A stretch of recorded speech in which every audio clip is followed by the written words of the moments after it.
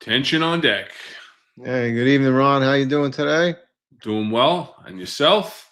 Hanging in there, surviving the world. Busy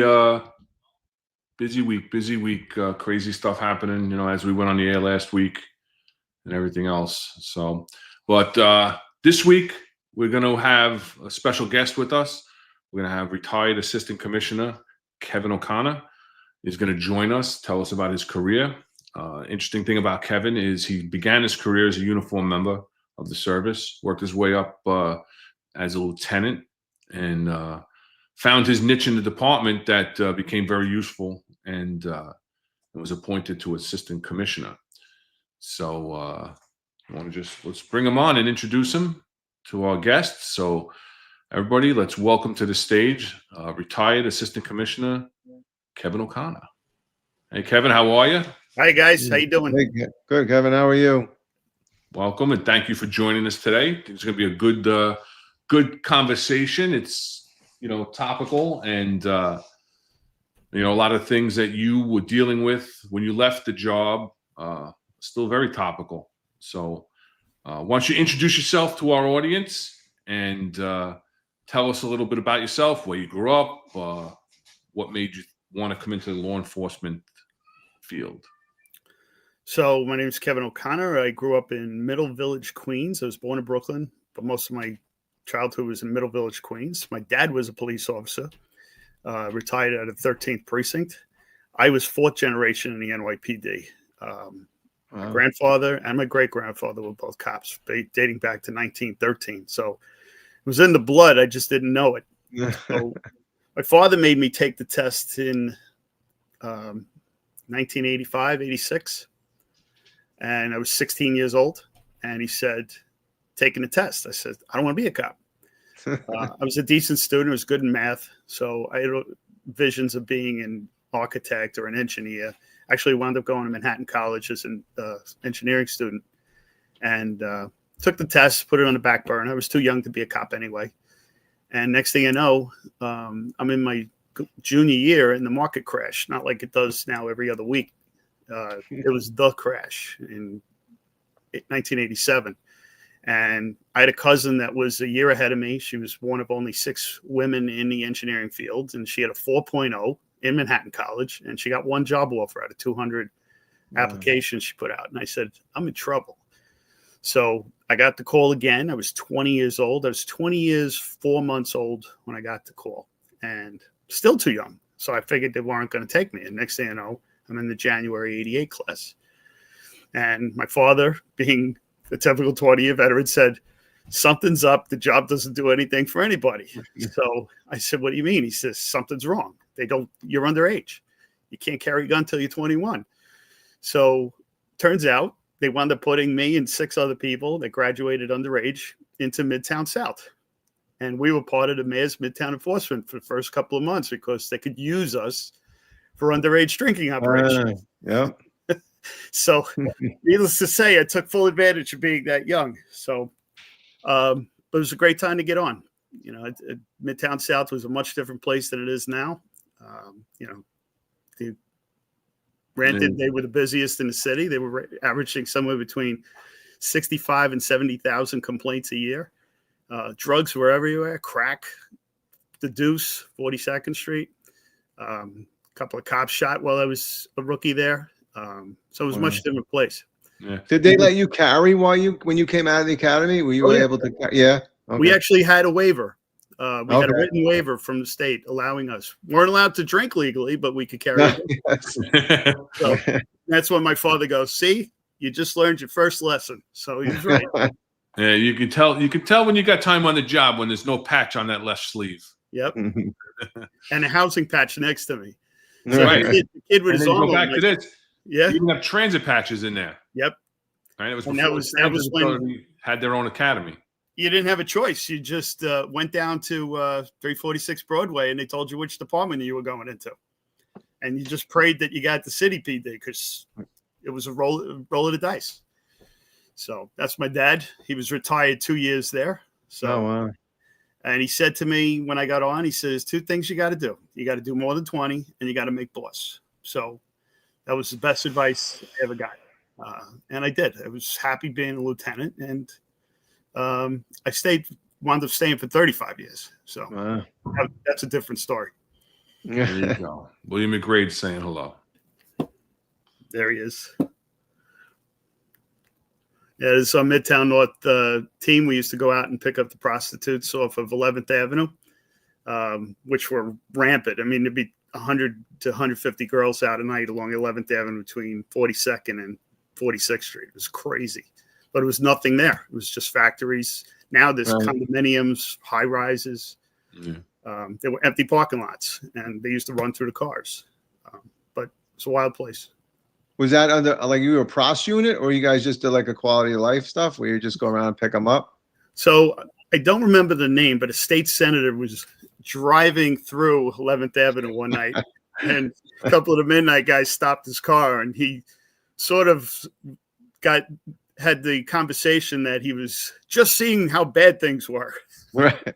Yeah. Okay. Yeah. And next thing you know, we're suddenly given a ton of money overtime to go out every single night. There was an overtime shift that if you wanted it, you did it. So that's what we did. Most of the guys there I worked with in the squads, and they would give the regular squad guys quality of life overtime to do some prostitution enforcement. There you go. George Mishford saying hello. Yeah. Georgie we worked together in the 9th. And thank you, George, for your contribution to the show. Tell Kevin that George says hello. George is a friend of the network. Yeah, I see him all over the key. So a little plug for his key. So from a cop in the 9th to running his own business with the key. So long way. That's it. And Hardcore is saying that he became a boss because of the great classes. So there you go, George. Getting your plug in there. Thank you very much. All right, so after you did your undercover operations, you went and you just did regular patrol. So, like a typical cop, we got stuck doing. We were 9 squad chart back then, which cops nowadays don't even know what that means. Doing every single week, we were doing a different shift. But it gets tiresome really fast. So a post opened up, and Dr. Greg Mack, who's on the job now in psychological services, he came back. He was a foot cop that had Park West High School, and he was going to mount it. I told the story with Mike on another channel, and I said to him, "Hey, how's that post?" He says, "It's steady. You get weekends off, but it's a lot of work. It's a lot of kids. It's like 5,000 kids." He says, "But if you like it, you'll love it." So I volunteered for the post because nobody else wanted to, and I got a steady post out of it. And back then was when we had CPOP, and this is pre-Comstat. So I wound up being able to carve a beat out of other beats because nobody wanted to deal with the schools. So I wound up getting 49th to 51st from Broadway to the river, because that's where the train stations were, Broadway and 8th Avenue. You had kids coming down from the Heights and kids coming up from Brooklyn on a C train. And I stayed there, and that's what really set my career on a path. I absolutely loved doing it. I was very successful at it. I was coming in with gun collars from the school. 1993, I got a medal at Medal Day for a shooting at Park West High School. I came in with a shotgun another day, dismantled the Decepticons, not by myself. There was this bad stabbing on West 4th Street where they surrounded 4 girls on a train, downtown train. And the girls of the Decepticons, the Deceptinets, they called themselves, literally stabbed this girl to death numerous times. And transit detectives had the case. And I spent the next 30 days down with the DA's office and them. And basically it was a conspiracy type case, even back in 93. And we took out the Decepticon branch that were responsible for that death. So sort of a lot of work from just being a beat officer. Mhm. And ended my career in Midtown North when I made sergeant in 95. And right as I got promoted, I got called to testify at the Mayor's Commission on School Safety, which was run by Wilbur Chapman, who at the time was the chief of patrol. And it was I got a nice picture out of it in the New York Times, sitting in this commission in Midtown Manhattan, giving the story of a kid with a meat cleaver in his head. And the principal was going to just take it out of his head and send the kid home. And we got into words. And I threatened that if you take the meat cleaver out of the kid's head, I'm going to lock you up.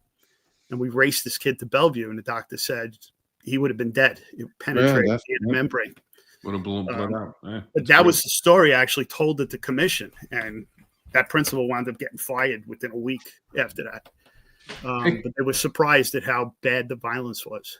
Hey, Kevin, I know I saw your interview with Mike Cologne, Mike in New Haven. Great job, and he does a great show. As we spoke about, with the executive perspective. So I think we're gonna concentrate more on your executive career. But I think there was one important story that you told, and you got a lot of stories because you had a great career. That's why I look forward to we look forward to you coming on the show. But one story I'd like you to share, just so the audience, so our audience, because we do have a younger audience, a lot of retired guys, but we do have active members that watch and younger guys that watch.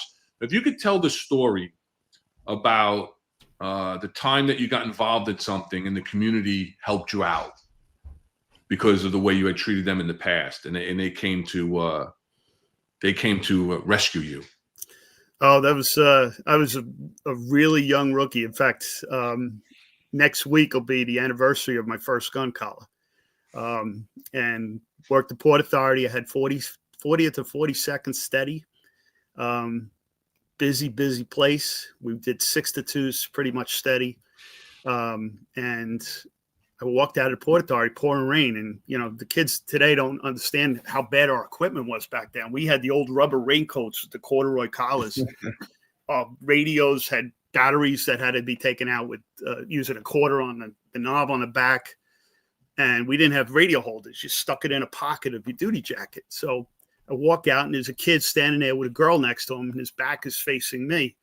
And I literally walk up behind him, not realizing he's fighting with 10 other guys. And I kept just thinking, why aren't they kicking this guy's butt the way he's talking to them?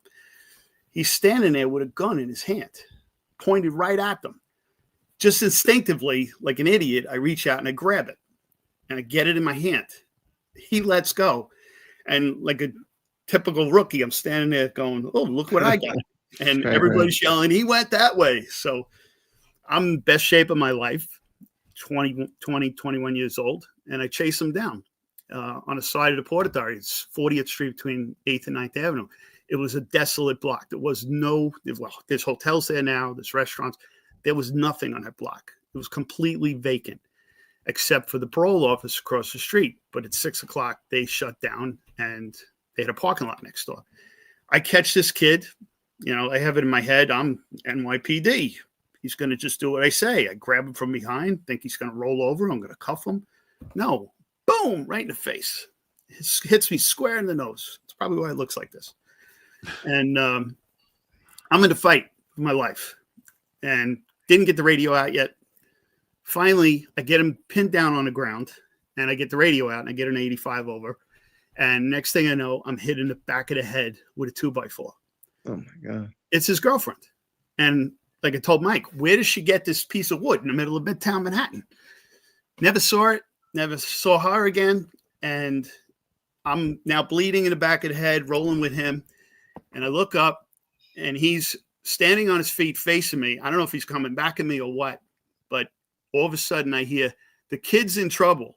And I look straight across and there's the parking lot that's empty now. I used to chase all the drunks off of the avenue and tell them, go down there and drink, fall asleep, whatever. I'll wake you up when it's time to go. And I treated them with respect and they would listen. And my job was to keep the avenue clean, keep them away from the women going to the bus depot. And sure, lo and behold, there's 5 or 6 of them coming out, walking like the Walking Dead. And they're just coming at me and chasing this guy off of me just long enough for me to get my bearings again. And the guy runs down to 9th and he starts heading south on 9th towards Midtown South precinct. It's only 5 blocks down. He runs right into the cavalry. They grabbed the guy. I still had his gun, but they saved my life. And, went home that night, told my dad, he says, I told you, you never know who your friends are. Yeah. People will step up if you treat them with respect. And I've told that story at BMOC. I've told it to rookie classes. So the next day, my father said, you owe them. And I didn't know what he meant. Old school coming. The reason we were on that post because the liquor store, which is still on that corner, I don't know if it's operational anymore, but it's still there. He said, buy them a bottle each. So I'm like, I'm a rookie. I'm not making any money yet. And he said, I'm thinking it's going to cost me an arm and a leg. And I walked 4 or 5 of them in today. And I said, whatever they want, in uniform, whatever they want. And they're looking at me. I said, you saved my life last night, whatever you want. So I'm figuring they're going to grab top shelf. They each grab a bottle of Rot Gut, Thunderbird. Yeah. Horrible stuff. And they were happy. I was like, give them 2. It cost me like $14 that day, $14. But it was a story I never forgot. And, even having a solo foot post down on 9th Avenue in Hell's Kitchen back in the 80s and 90s, the people would look out the windows. And if they saw me with somebody up on a wall, you'd hear the radio go boop, boop, boop. Mm-hmm. I didn't call it in, but they were worried about me. And they would call 911, a cop needs help. And you get on the radio and the sector would just take a slow drive right by. But there was always somebody looking out for you. And that's what's important about knowing who your community is. Yeah. The problem is back in those days, right? All you dealt with on the street were the bad guys, but you knew they were good people, right? It was all and the good people appreciated, I tell stories all the time where somebody would tell me, like when I was in SNU, where the guy dumped the crack or stuff, and they'd be like, it's in, they secretly like it's under the garbage, and then you'd find it and stuff. And it's sad that but now I mean then after Giuliani things came, then the good people started coming out in the streets again. But and the other thing is you still had to be respectful to the guy you arrested. That's what I always said. Yeah. It didn't matter what he did, whatever happens. Once the cuffs are on, the game off, and then like you said, you treat them right, and you treat everybody right, and eventually you be repaid. So it was a good deal. But yeah, it's a great story. Yeah, I love that story, because it shows, people could treat, these young cops, they don't know how to treat people. And that's one of the problems. And we talked about it on the next space last night. We were talking about the First Amendment issues that are going on right now. But we talked about, the generational differences from our generation and the generation of cops today, and the fact that the socialization was different. And I know you're big into social media, and we're going to get into that a little bit later, but these kids are growing up on social media and not having face-to-face interactions with that. And, the reason I want you to tell that story is to show that you got to treat everybody with respect. Now, you could have been out there and been an ass and been like just pushing these drunks off your post and everything else, but you treat them with respect. Guys, listen, I'm out here. We got to keep it clean. Go over here. And, but you didn't treat them like they were nothing. You gave them dignity, even though they were, they had fallen upon harder times, whatever the case may be. And, they spent a lot of time in the street drinking, whatever the case, so that I think that's really important. And you have a lot of friends in the chat that are coming in. Leo, greetings from Juvenile Justice Smart. Tom Joyce, retired Lieutenant Commander. Tommy came up and visited me when I was up in the Juvenile Justice a couple of times. Tommy's got a show on our network. It's called the 10-4 Tavern with Pete Faselli on Tuesday nights at 7:00. Always bringing on great guests from around the country, memorializing their careers, and really a lot of guests that have great stories from great notorious cases. Eric Dim, one of the co-host of Finest Unfiltered in the morning. Terry Renane's on here.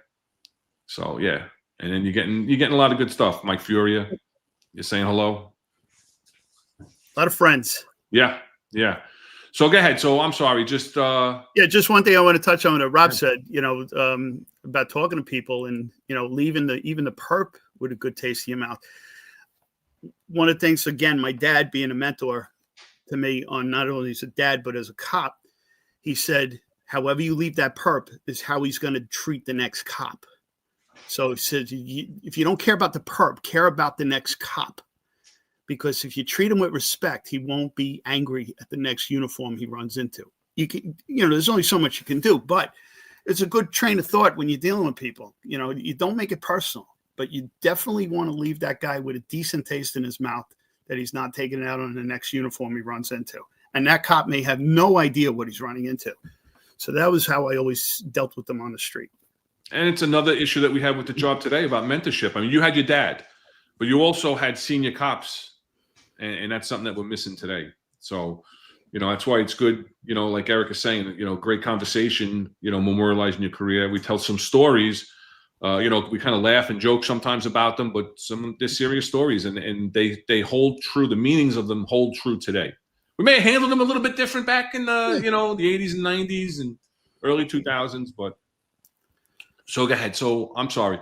Pick it up. You're a sergeant, Midtown North. So I made sergeant, went down to the Fighting Ninth.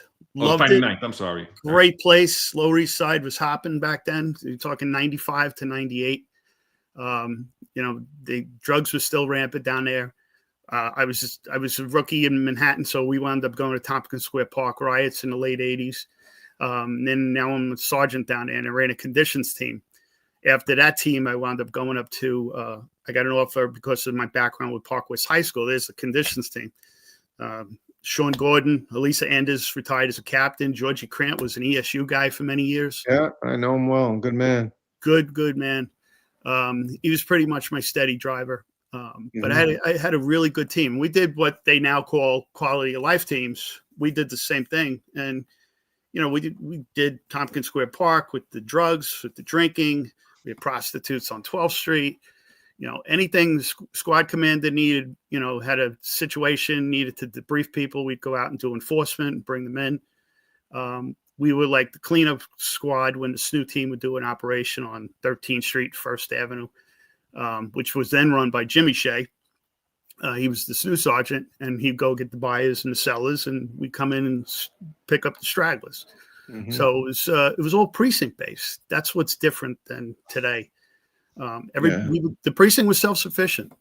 Everything was handled. We used to call it the border war. We used to push everything north of 14th Street or south of Houston. Yeah. Hey, did you find the transition as sergeant difficult, or was it easy for you? So I liked the step I had. I was 8 years as a cop. So then I was 7 years as a sergeant, and then 10 years as a lieutenant.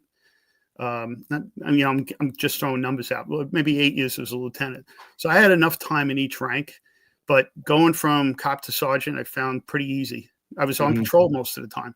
Right. So, 7.5 years on patrol, wound up going into the 9th as a patrol supervisor. The guy that was my squad partner, sergeant, hated patrol. I won't give him up. He wound up becoming a precinct commander. He hated the street.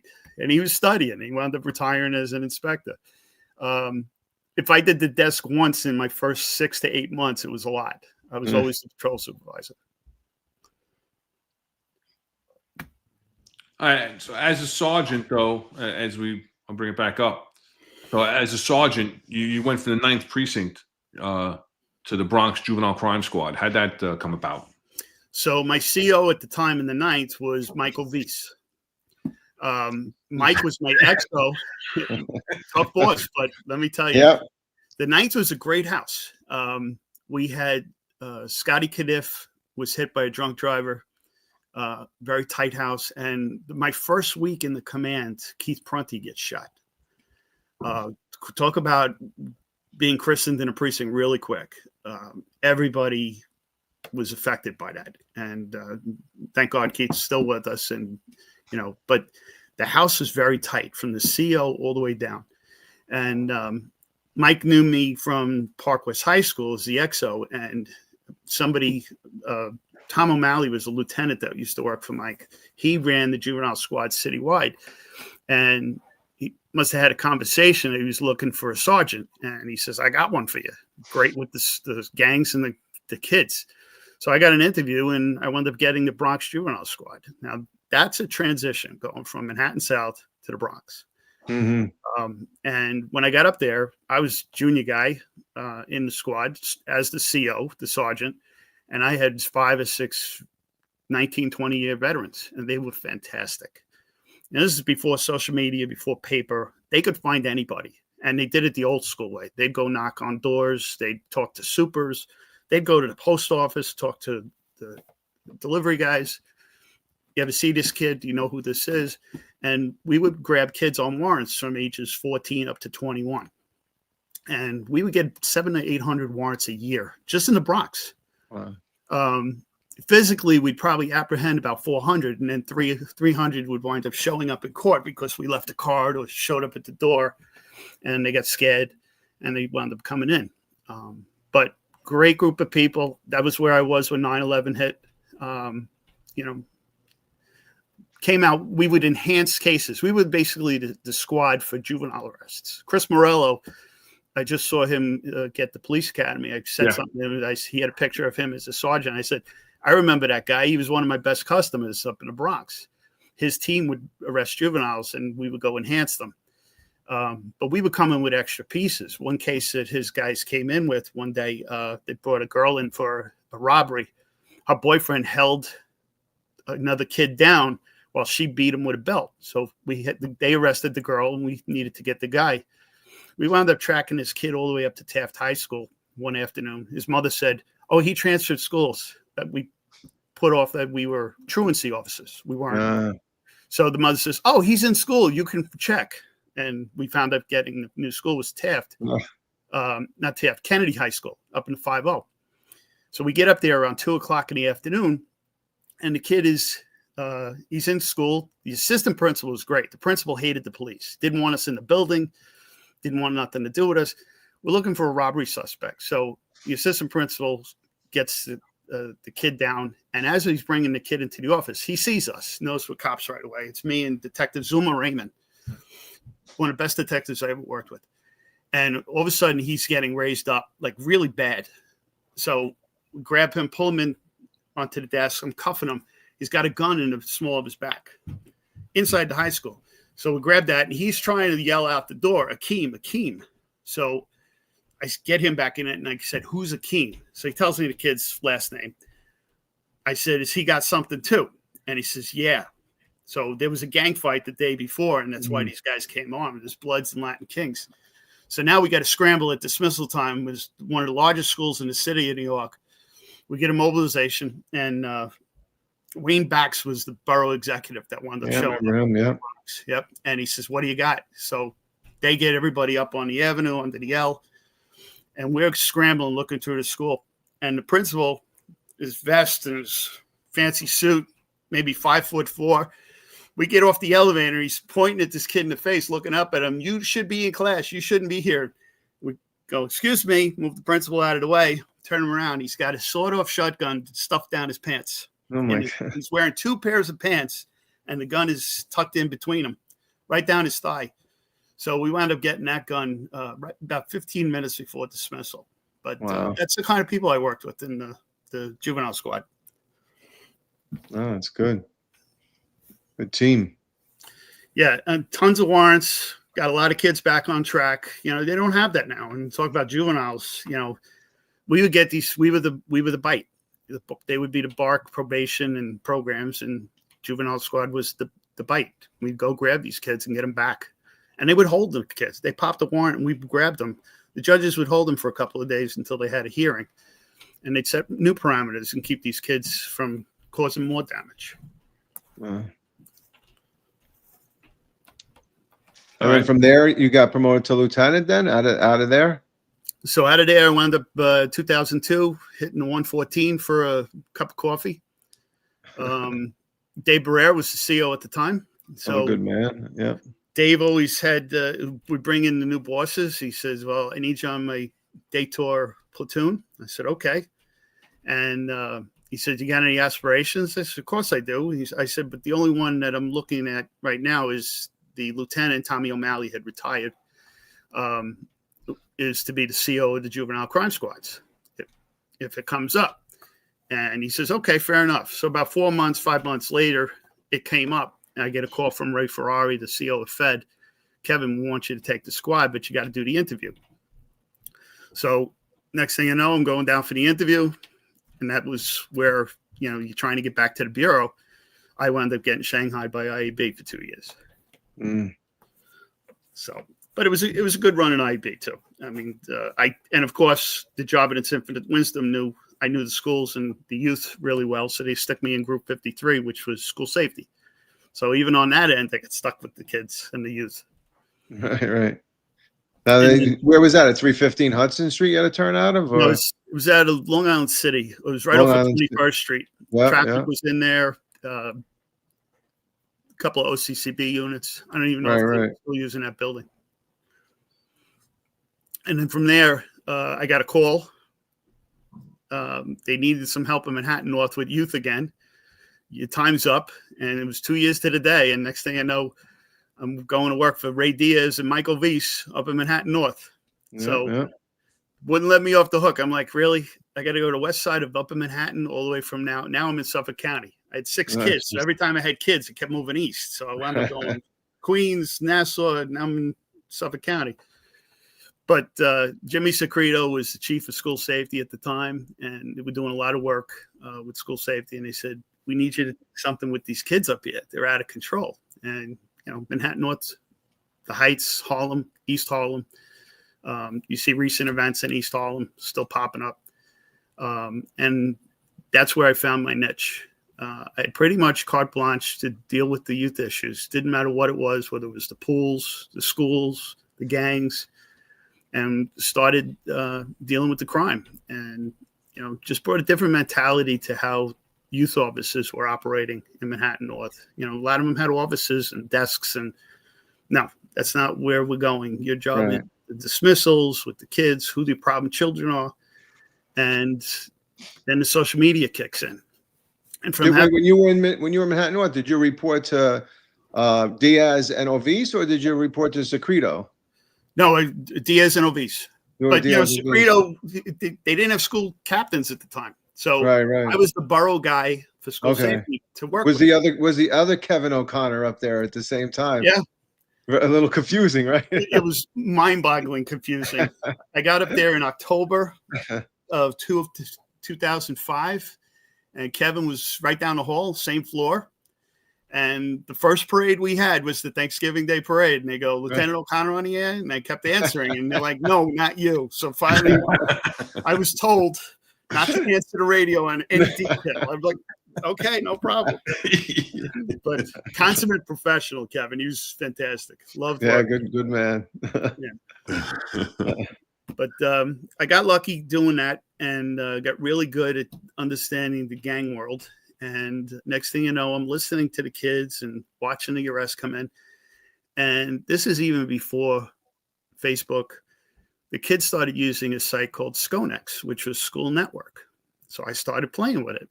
And just like I did with the Decepticons and the other gangs, listening to the kids knew everything. And I see on the site, some kid posts the GMB boys. And this is out of the St. Nick houses. And I'm doing old school police work, matching names, nicknames with faces and arrest photos and matching them up against now these internet photos. And I had the entire crew mapped pretty quickly. Kevin Catalina was the COPSA 6 at the time. And when I showed him, he said, could you do the rest of my housing? So we started looking at Drew Hamilton and a couple of the other places, Polo. And all of a sudden I get a call from Steve Harris, the squad commander, lieutenant in the 2-6 squad, that they have this school bag. And Terry O'Toole is the gang captain. And he said, you got this school bag. It says opportunity on it. I said, yeah, that's a charter school. It's on 113th Street. So he says, well, we got a kid with a gun. And it was like an old school revolver, like a 8-inch revolver. It's like something out of the Wild Wild West. So I called the school and I talked to a social worker there. And I said, listen, I'm just a little concerned. He was bringing the gun to school. Was he in a fight with anybody? Was he doing anything? And he used the nickname White Day Day. He was a white Hispanic kid, 17. And she goes, well, if you got White Day Day, you probably want to talk to Black Day Day too. They're tied at the hip, and that's what they call themselves. Wow. So when I figure out who Black Day Day is, it turns out to be a kid that's got an OCFS warrant, which nobody on the job has any clue of, but I did because I had the juvenile squad in the Bronx. Just explain that for the audience. So OCFS is the Office of Children and Family Services. So when a kid is found guilty in family court, they can be placed in one of these facilities or programs. Sometimes they're called aftercare. It basically the post conviction or finding, they call it in family court, supervision. And I knew the caseworker from the Bronx, somebody I dealt with hundreds of times. And I said, he's got a warrant. Do you know where he is? He goes, he's on the way to the office. We're going to violate him. He just got into a fight in school in Mount Vernon. I said, well, I'm going to come pick him up on a warrant. So I pick him up and transported him directly to the 2-6 squad. And lo and behold, I get a call from Steve later on. Where do you want to eat? And I said, what do you mean? He says, I owe you a dinner. Eat Lugas, you name it. So I'm like, wow, what'd I do? And he says he just confessed to multiple robberies, including a homicide and another shooting. Wow. So White Day Day got 17 to 20 years, and he served 17 years. Black Day Day got 10 because he was 15 at the time. But that's when the social media took off. That was the first true case for the NYPD, was that case. Wow. And next thing you know, we had MySpace. I was building set books off of social media, matching them up with department photos and helping squads out as a uniform lieutenant. I was doing this, helping the gang unit out. And we just took it to another world. And I also started giving presentations. This is where I think we miss. You want to be a good cop. You can't always be all enforcement. There's got to be a community element to this. So I used to give presentations to community groups, precinct community councils, and show the slides, obviously blocking out some faces, of what these kids were doing online. And I was educating not only the community, but caseworkers, probation officers, school safety agents. I was basically training everybody on what these kids were doing in the gangs. From The cops, and it just took off after that. And one day I get a call. You're going to give a presentation to the police commissioner on what you're doing with social media. And it stemmed from giving it to a group of politicians put together by then Chief Banks, who was the borough commander. And one of the ladies in the audience, she was the chief of staff of one of the people in the elected official in Manhattan North. And she's sitting there and she's turning green while I'm giving a presentation. And I walk over to her. I say, "You okay?" She goes, "No, I'm not." She goes, "My daughter's in that group. I thought it was a club." So she goes, "I thought I was a good parent." So I grabbed her. I said, "You are a good parent. There's nothing wrong with this. This is what kids are doing. This is why we have these conversations." I said, "But you're going to save this for the rainy day. This is like being a fly on the wall as a parent. You now have an angle." So her daughter was going to Frederick Douglass Academy. She was doing well. But there was video of her and her boyfriends and friends getting drunk in the apartment in the Drew Hamilton houses. So mom kept the lid on it. And her daughter decides at 17, she doesn't have to listen to her mother anymore. She's going out for New Year's. And sure and lo and behold, mom goes, "Oh, really?" And shows her the video. The kid's face must have dropped. But she called me literally that week and said, "Thank you." She goes, it just straightened her out like that. And that word got, how I was using it for the enforcement and the squad work. And then also the community. Commissioner Kelly had me come down and I gave a presentation. And I was in there for about 40 minutes, which is a lifetime to give a presentation to the police. So, because Lily, one of our avid listeners, was asking who the police commissioner was. So it was Ray Kelly at the time. It was Ray Kelly. And Phil Banks was the borough commander. So I got a ride down by Diaz and Ovis. I was sick as a dog that day, legitimately sick with the flu, throwing up on the FDR drive. Got down there, sucked it up, gave it, just wanted to get the hell out of there. Figured, okay, I got it all out. I'm happy. And they're all telling me I hit a grand slam. So didn't hear anything for almost a year. And next thing I know, I'm getting a call from Commissioner Farrell to come down. Funny story about Kevin O'Connor at his retirement party. Kevin said the borough gets a call to get Kevin O'Connor down to see the police commissioner. So I never heard this story until Kevin O'Connor was retirement dinner. And I walked in the middle of it, and he says, I get the call. And he said, you're being made a commissioner. And he's like, what? Yeah, I guess it's all the work you're doing in operations. So it turned out it was the wrong Kevin O'Connor for him. So he never told me that story until I heard it in his retirement. But That's funny. That's like the story of when Rob Nappy got the phone call, and then they got a phone call back. Oh, sorry, wrong Nappy. It was Richie Nappy that was getting promoted. It wasn't Rob Nappy, and somebody screwed up in the commissioner's office. But I went down, and Ray Kelly was a gentleman. I sat down in his office. First time I had ever been on the 14th floor. I had 23 years on the job when that happened, so I wasn't young. I was pretty comfortable. Liked what I was doing. And he says, did you take the captain's test? I said, I don't want to be a captain. I said, I've already been divorced once. I don't want to get divorced again. I like this one. So he laughed. And I said, I'm in the borough. I make more money than the captains. I'm doing police work. I'm getting a lot done. I said, so with all due respect, I'm pretty happy where I am.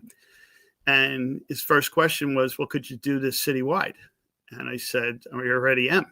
I was already playing in the South. I was playing in the Bronx, identifying crews all over the place, and documenting it. That was the big thing, is how do you document this stuff? And I was using an old-fashioned Excel spreadsheet, but, and set books. I was building set books using printers and photocopies. And he says, well, I can't have you doing this as a lieutenant, so I guess we're going to make you a civilian.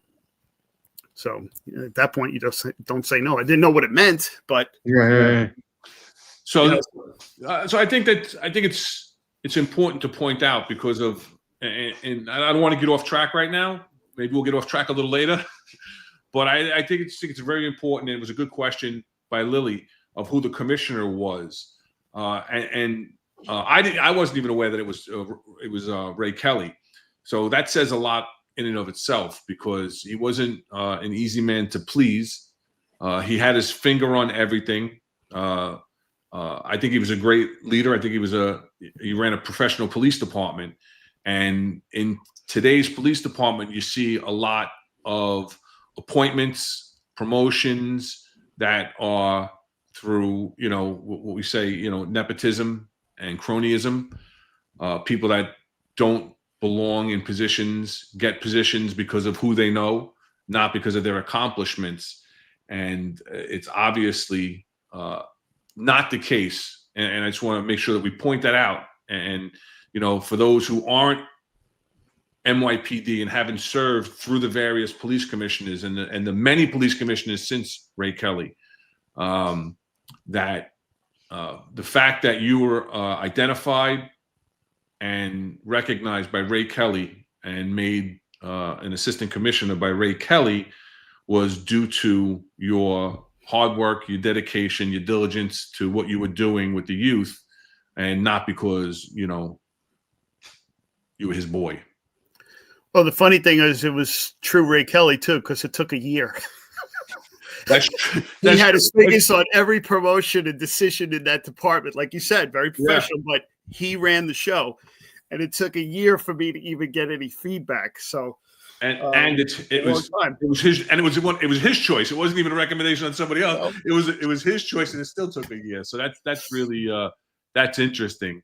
And also, Kev, what I really like about it is that you created the path. Like we often talk about somebody that doesn't have a hook or doesn't have a place to go, but you literally took what you believed in and built upon it and just kept building on it, and your reputation spoke for itself. So when other bosses, when Ovis and those people, they knew your work, and then eventually made up to the PC, and you got rewarded. And I mean, really, it's a commendable thing. I mean, they could have just made you SA lieutenant, special assignment, or supervisor detective squad, but they literally felt enough to give you basically a 2-star position, because an assistant commissioner is equal to a 2-star spot. So I mean, so since Ron went off on this tangent, I'm going to ask you, like, what do you think about Kaz, right? I didn't want to go left. That did absolutely nothing and gets promoted. He also got promoted to assistant commissioner first.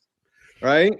And then he becomes a deputy commissioner and then a deputy commissioner of public safety with no path like yourself. I mean, you did an outstanding job. I mean, I just want to get your quick opinion about it. If we can do it quickly, I had to pull it out. I had to throw it in there because. So since you brought it up, Mm-hmm. I jokingly said to you guys before, I can't find my shirt with my shield and name embroidered on it. You didn't have one. You never had one. That's no. right. The only time I put something uniform on, if I wasn't in a suit, I wore a T-shirt when we did long walks for homicide victims, which said NYPD Youth Strategies, or I had the NYPD windbreaker. That's it. Mm-hmm. It wasn't about me. It was about the team. It was about the mission.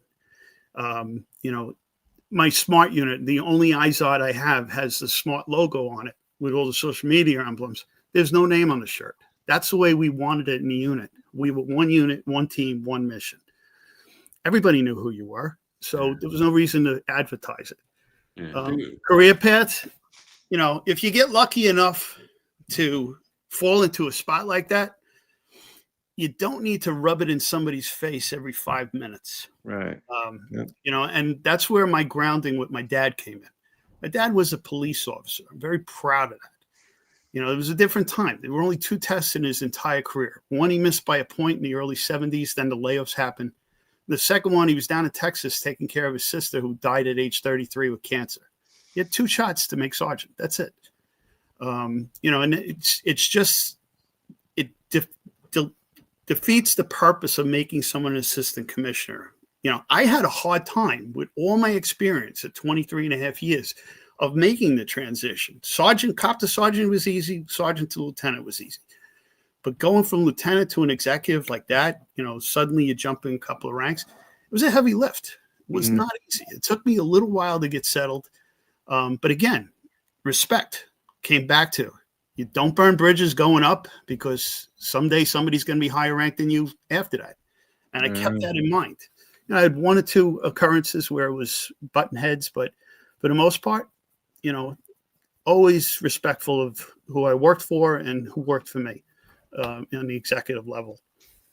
Yeah, I mean that just shows a different level of competency and respect as a man that you have. I mean, and that's commendable. So I definitely think you definitely deserve the assistant commission with all the work that you did, and I know you did an outstanding job. So just want to thank you for that. Thank you. All right, we're here. I said we were going to go off the road a little later, but we went off the road a little sooner.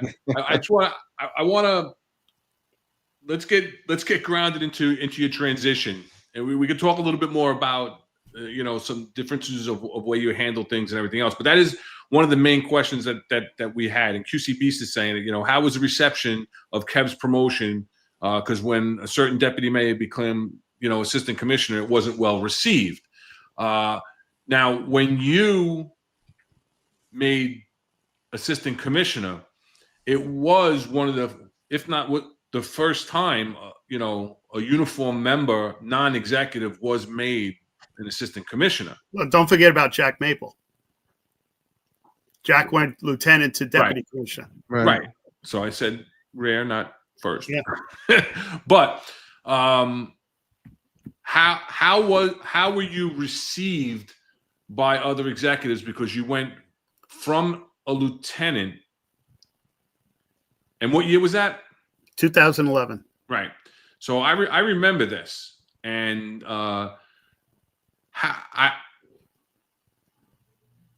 were you received by those who were your bosses, who are now your technical subordinates? The one thing I pride myself on is I always worked for people. I get calls, hey, we need you over here. We'd like you to take this interview, whether it was Ray Ferrari, Michael Weiss, Ray Diaz. So I didn't have that issue. I think some people that, didn't know me, it took them a while to know me. And I think when the social media started to take off like a rocket, they started realizing where this came from, because it wasn't just one precinct. I was doing this across the city. We identified over 400 different crews across the city with social media. We used to have a gang database called IDS. It was obsolete when we got there. I started with no one. I had no office. I had no team. I handpicked my cops. And I wasn't taking detectives in ITB, or I was taking street cops, conditions cops, crime cops. I was fortunate in Manhattan North that a young crime cop that had a police incident while it was being dealt with or handled, the investigation was going on, wound up working for me. And he turned out to be a breath of fresh air. And I'll say his name because he's one of the finest individuals I've ever met in my life, Andrew Dunton. And Andy, was in a tough bind right now with the job and also personal issues. And I said, listen, you're still a cop. You're going to do police work here. And he took on the Twitter aspect of what we were doing. He's a cop. I'm a lieutenant. And we just blew it out of the water. And that's when I went down. He was the first cop I took with me out of Manhattan North. And I started asking him, do you know other guys like you that did the work you did in the precincts that we can grab in? And we started building a team slowly and surely. And probably January of 2012 was when we finally established a team of sergeants and cops. And most of them came from patrol. And where were you assigned? You were underneath the Community Affairs Bureau then at that point? Or so they literally created a division. They Okay. have youth services, which still exists today. Mhm. That's the good stuff with the kids, the Explorers, the police athletic leagues. The whole idea of this was to have the entire spectrum of dealing with kids, the good, the bad, and the ugly. The bad and the ugly is the youth crime, gangs, the violence. So they built this juvenile justice division, and Mike Nemoyton was my counterpart. Mike was great. Mike helped me make that transition as an executive. And we set up our own shop, and we fell under CAB, which at the time made sense because social media was strictly a young person's thing. Adults didn't use it. It was all teenagers. And when we started building off of MySpace, then first was Skonex, then MySpace, then Facebook and Twitter, involved into Instagram and Snapchat. It wasn't just about getting pictures off of the internet. It was building casework on gangs. And Andy Dunton put together a case. He was familiar with East Harlem and put together the first true social media case for the NYPD when we took down 63 gang members in the Taft, Johnson, and Lehman houses. And we would put all the work together. Andy did 90% of the legwork with the subpoenas and the warrants. And then gang was the enforcement piece of this, and they would take down the case. 3 dead kids, 33 non-fatal shootings over a 2-year period. That was the case. And 63 members, basically 20 from each group were arrested and prosecuted, and sentences from anywhere from 4 years to 22 years. No trials. The evidence was that overwhelming because they didn't know what hit them. So basically, we wrote the case law on social media, subpoenas, warrants, even the DA's office. We taught the DA's office how to do some stuff. Yeah. David O'Keefe was the prosecutor in Manhattan that we latched onto, who helped get the DA's office on board with this stuff. I just want to get a couple of comments. And normally during interviews, we don't do a lot of the comments. We let you tell your story and everything else. But I think it's important here to bring up, obviously we're letting people say hello and bring it to your attention, people that are saying hello. But Eric Dim says, he'll admit it. He was initially skeptical of your promotion, but after hearing your story, I have to say it's truly impressive. And I think that's the case with a lot of people that didn't know you. I didn't know you personally, really, maybe ran into you a couple of times as a lieutenant in Queens North, but, like you said, you were there for a cup of coffee. But I did deal with you in your capacity as assistant commissioner. And Leo says it here that Kevin never abused his power. Well, he was great to have as a boss because unless the order came from a 3-star or above, you were able to set the policy. Well, you were setting the policy because there was no policy and nobody else knew what was going on with this but you. But what I have to say, and I'm not saying this because you're our guest and I'm going to kiss your ass, but I never had a negative interaction with you. You were always a gentleman. You were always approachable. I did hear conversations. Oh, he's just a lieutenant. Who does he think he is? But those are people that you would expect to hear those type of comments from, if you know what I'm saying. It's the naysayers. It's the people that don't want to do their job. It's the people that don't stay on top of things. People that aren't interested in growth, aren't interested in learning new things and learning new ways to attack police work. And it's not just about going out and throwing cuffs on somebody and being reactive to police work. It's about doing investigations, following the leads, doing your homework before you go out the door so you can do it more intelligently. And you were at every CompStat. You never broke anybody's balls when you absolutely had opportunities to do gotchas and catch people that were short and weren't doing what they were supposed to be doing and weren't reaching out to your unit when they were supposed to be reaching out to your unit once the policies were put in place that we were supposed to be reaching out on certain cases to your unit and things like that. So, as far as that goes, I can attest firsthand that you never were that type of boss that, it didn't go to your head, and you were there for the betterment of the department. You were there for your unit. You were there for the department, and you were there for the youth of the city. And so for that, I definitely commend you. And like I said, I speak firsthand from witnessing that and speaking to you. And even later on, when I was in my last command as the borough commander for Bronx Queen Housing, I was able to call you up and recommend somebody for promotion. And we had a conversation. And the kid deserved it, but unfortunately, he wasn't following the right path to get the paperwork trail.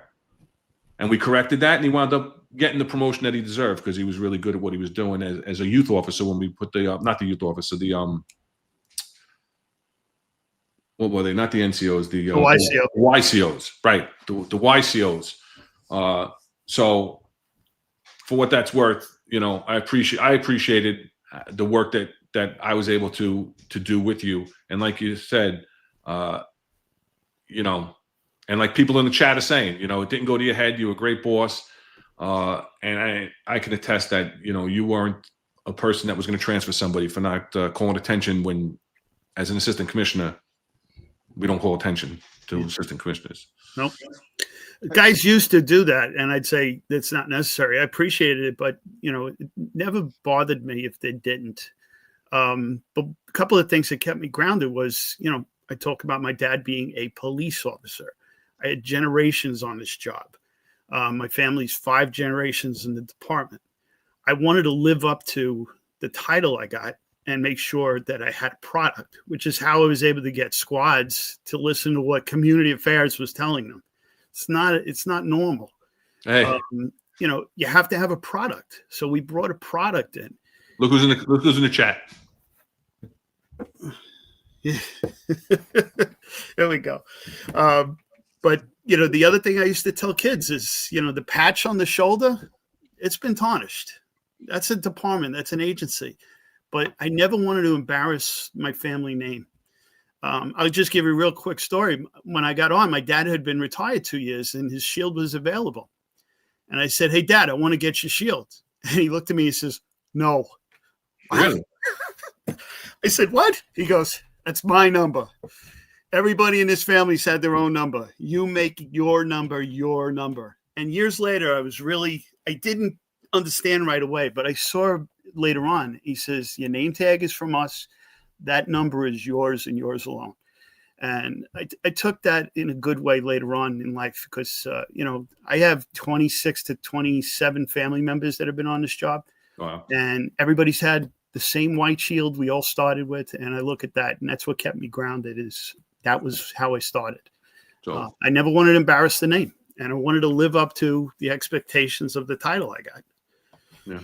Hey, Well, Kev, I'm sorry, Mike Nemoyton's in the chat now. I was fortunate to have a front row seat to Assistant Commissioner Kevin O'Connor in the Juvenile Justice Division. As you spoke, Mike was in Community Affairs with you, broke you in as an executive when you first got promoted. Mike, I believe, retired as a full inspector. Did he ever make chief? They didn't. I think No. Mike left as an inspector in Brooklyn South. Full inspector, I right? remember. So thanks for that, Mike, jumping in, and thanks for watching the show. Couldn't have done it without him. Mike was my right hand. And again, he broke me in. He was already an executive. So learned a lot from Mike. A lot of the stuff we did, I took the lead on the social media stuff. He took a lot of the lead on the youth services stuff. And we were each other's back. So if one of us couldn't do the other, it worked. It was a beautiful team. I wish I could have taken him to the SMART unit when we broke out of community affairs to the Bureau, but somebody didn't want that to happen. So Go ahead, Rob. I'm sorry. Hey, Mike, Kev, there was a lieutenant I know very well, Lieutenant Eddie Caro. Good man. I worked with him in Manhattan North Inspections, and I know you worked with him too in community affairs.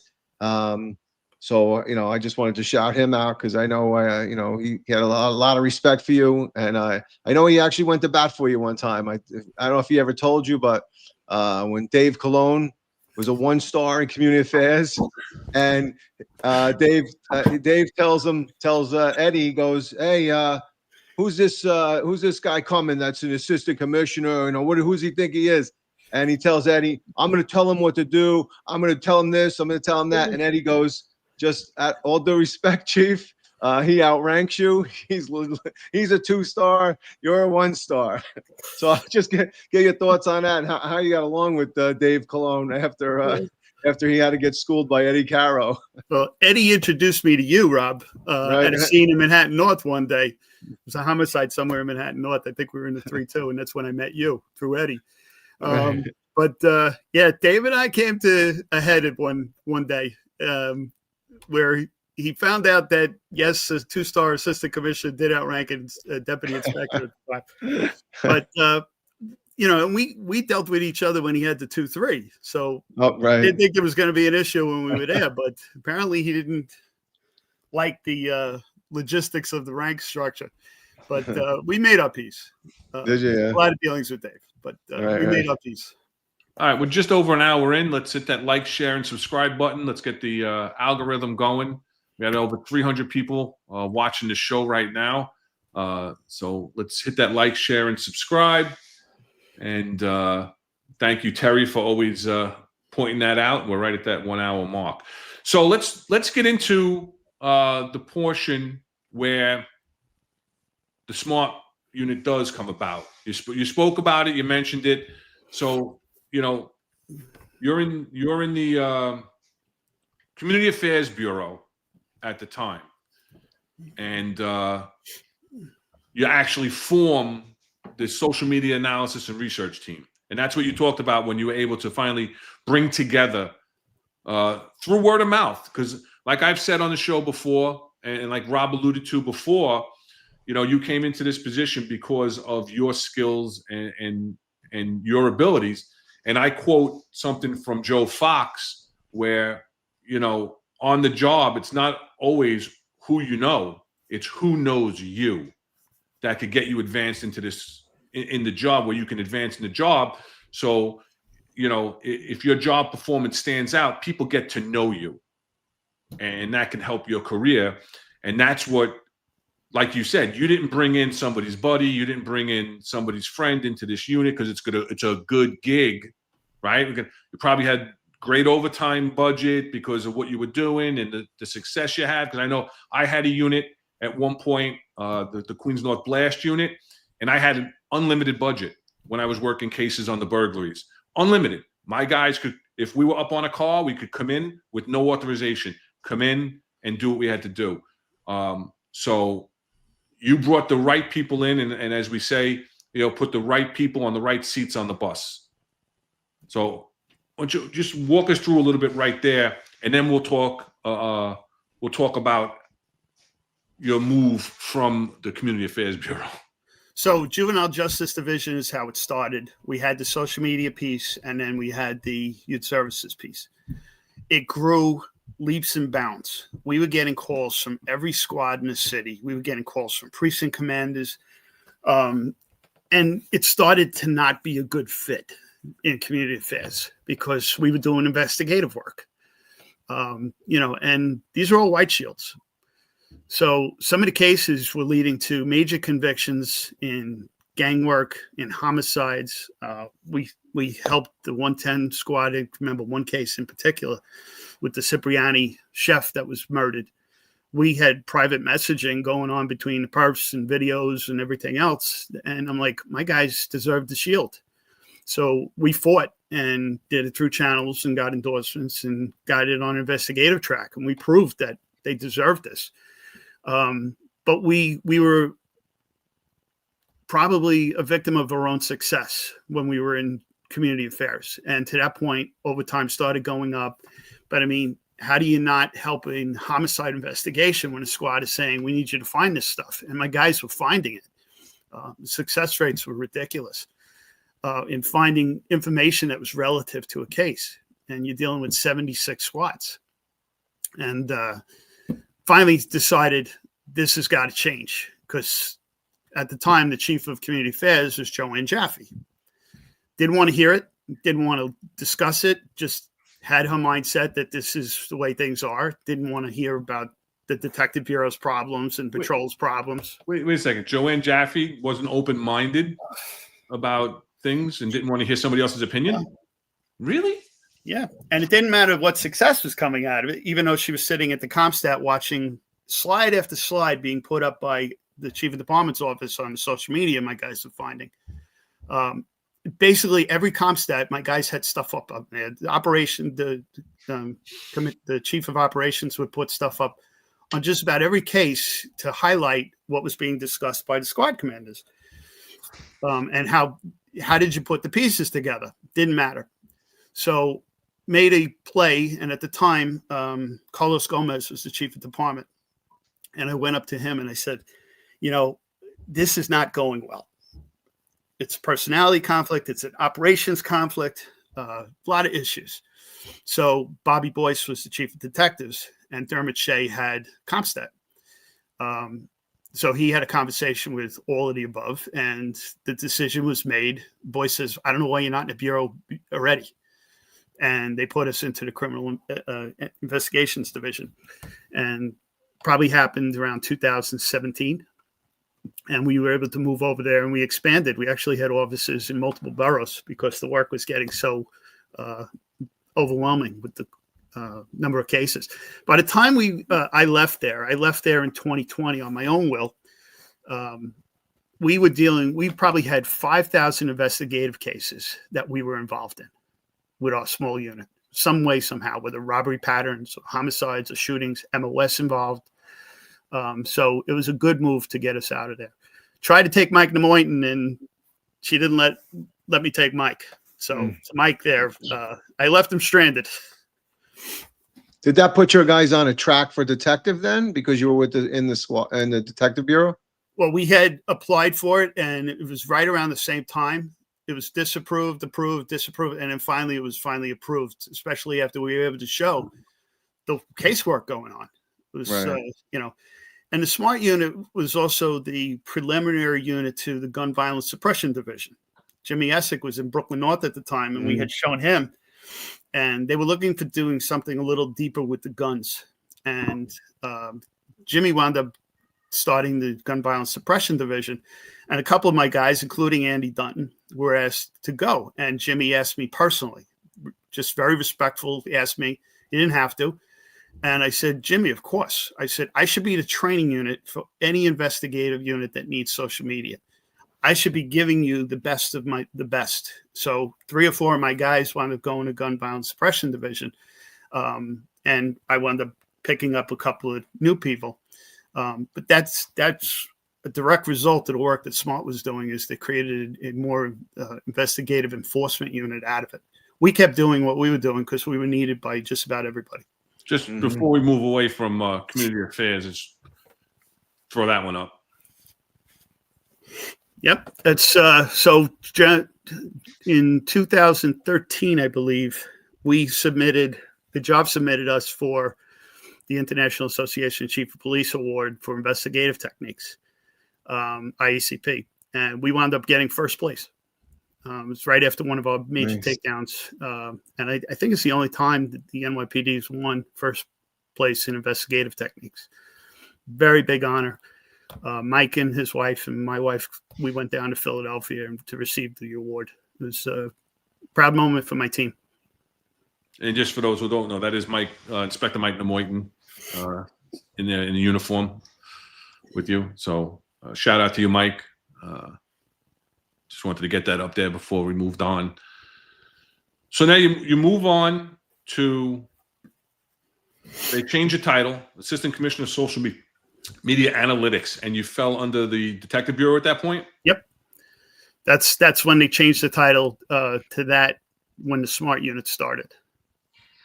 So there you go. You actually have the date up. It was 2016. So 5 years after the Juvenile Justice Division started. Right. And so talk to us about what you were doing, because, you know, there was a slogan, right? All about the kids. Yeah. So 2020, Dermot Shea becomes police commissioner. And he was now already the chief of detectives that year when I was up doing SMART. My SMART office was right outside the chief of D's. It was in the next office. So he's the chief of detectives at the time. And it gets announced he's going to be the police commissioner. So I went into him and I said, you know, SMART's running on all cylinders. You're going to need somebody to help you with this youth stuff, though. I said, I want to get back to where I started. I said, I'm coming to the end game. I want to go back to the kids. And next thing I know, he's making youth his platform. And we were given permission to revamp the entire youth system. Youth officers, everything that touched it. So I embraced it. And next thing you know, they put me in collaborative policing with then, who was just named Deputy Commissioner of Collaborative Policing, was Chauncey Parker. You know, this is a 40-year veteran of law enforcement. And this is when you become the Assistant Commissioner of Youth Strategies. Yep. So I knew Chauncey from when I was a lieutenant at Manhattan North. He was in the Manhattan DA's office. In fact, a program that's still running today. He said to me one day, says, Kevin, what can we do to help you with the youth crime in Manhattan North? And I said, how about opening a effing gym on a Friday or Saturday night? I was pissed off when he asked me. And he says, what do you mean? I said, the gyms are all closed. PAL's closed. Boys Club's closed. I can't get anything for these kids on Friday, Saturday night. They go say budget. I said, why don't they close on Sunday and Monday and open Friday and Saturday? So he says, interesting. So next thing you know, Cyvance funds 10 Saturday Night Lights programs with the DA's office, with a police piece to it. And that stayed pretty much between 10 and 15 locations till 2020. And it winds up expanding to 100. And they get the mayor's office to fund it, not only for paying community-based organizations. The NYPD did not run the programs. It was run by community-based organizations, which is different than what they try to do today. But police officers would be assigned to the location for safety reasons, and rightfully so, and engage with these kids. Again, the good, the bad, and the ugly coming to a head. And we wound up having, right now, I think the department has 140 locations throughout the city on Saturday nights. So that came out of that.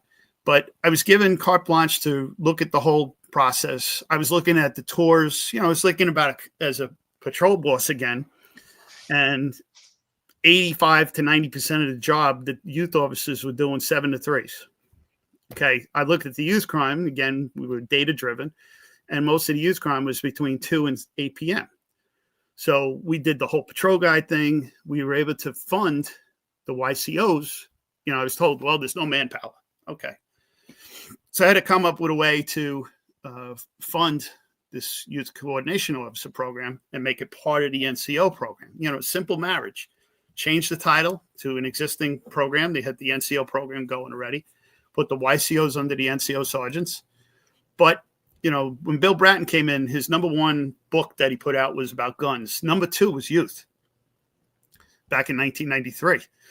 And the answer then was give every precinct 3 youth officers. So you're giving the first precinct 3 youth officers and the 4-0 3 youth officers. Made no sense to me whatsoever.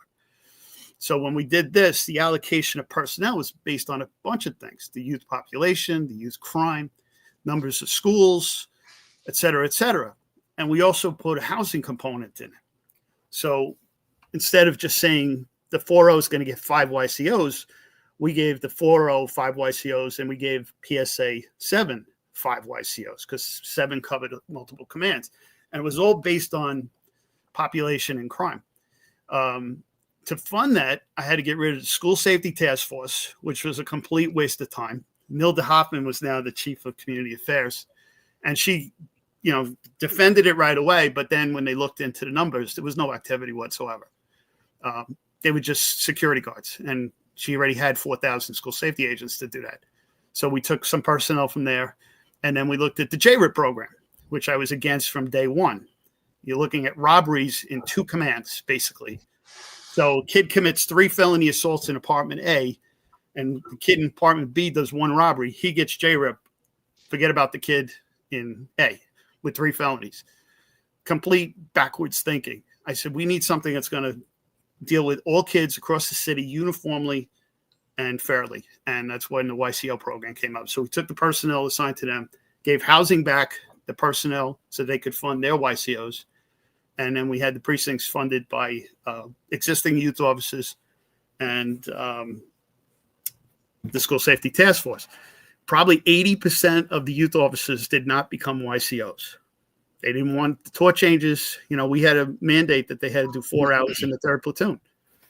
You're talking work until 7:30, 8 o'clock. You're not talking about work until midnight. Work the time when the crime was happening. And they had to do police work too. And that was the thing. And that was the conversation you mentioned about the young man in the Bronx, the YCO in the Bronx.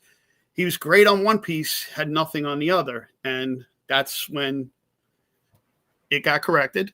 And he got into the game and eventually wound up getting promoted. And that's what we were looking for. We were looking for that balance that I talked about in the beginning. You have to have both pieces of the puzzle. And it's not just with kids, but it's with police work. But it wound up, I thought it was very successful. The only problem we had is we started March of 2020. We were in 2 weeks of training and COVID hit big time. We were done for 4 months. Then we tried to restart it in July, had to research, had to back off. We really didn't get going until 2021. And then we started going. So, and I think I sent you some stuff when we did street meets. Yeah, I was going to bring that up. Yeah. Yeah. They were a result of that's a walk we did on Remembrance Day. It's something a little different. But the street meets, you see us wearing the masks.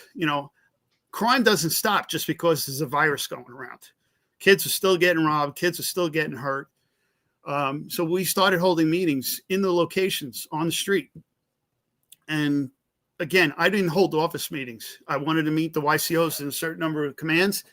I'd hold a meeting in a location where there was youth violence. This is in Betsy Head Park in 7-3. A couple of the community leaders came over and asked if they could jump in the picture. Coach Legree is the one down in the football stance, and he runs Mo Better Jaguar football on that field 3-4 nights a week.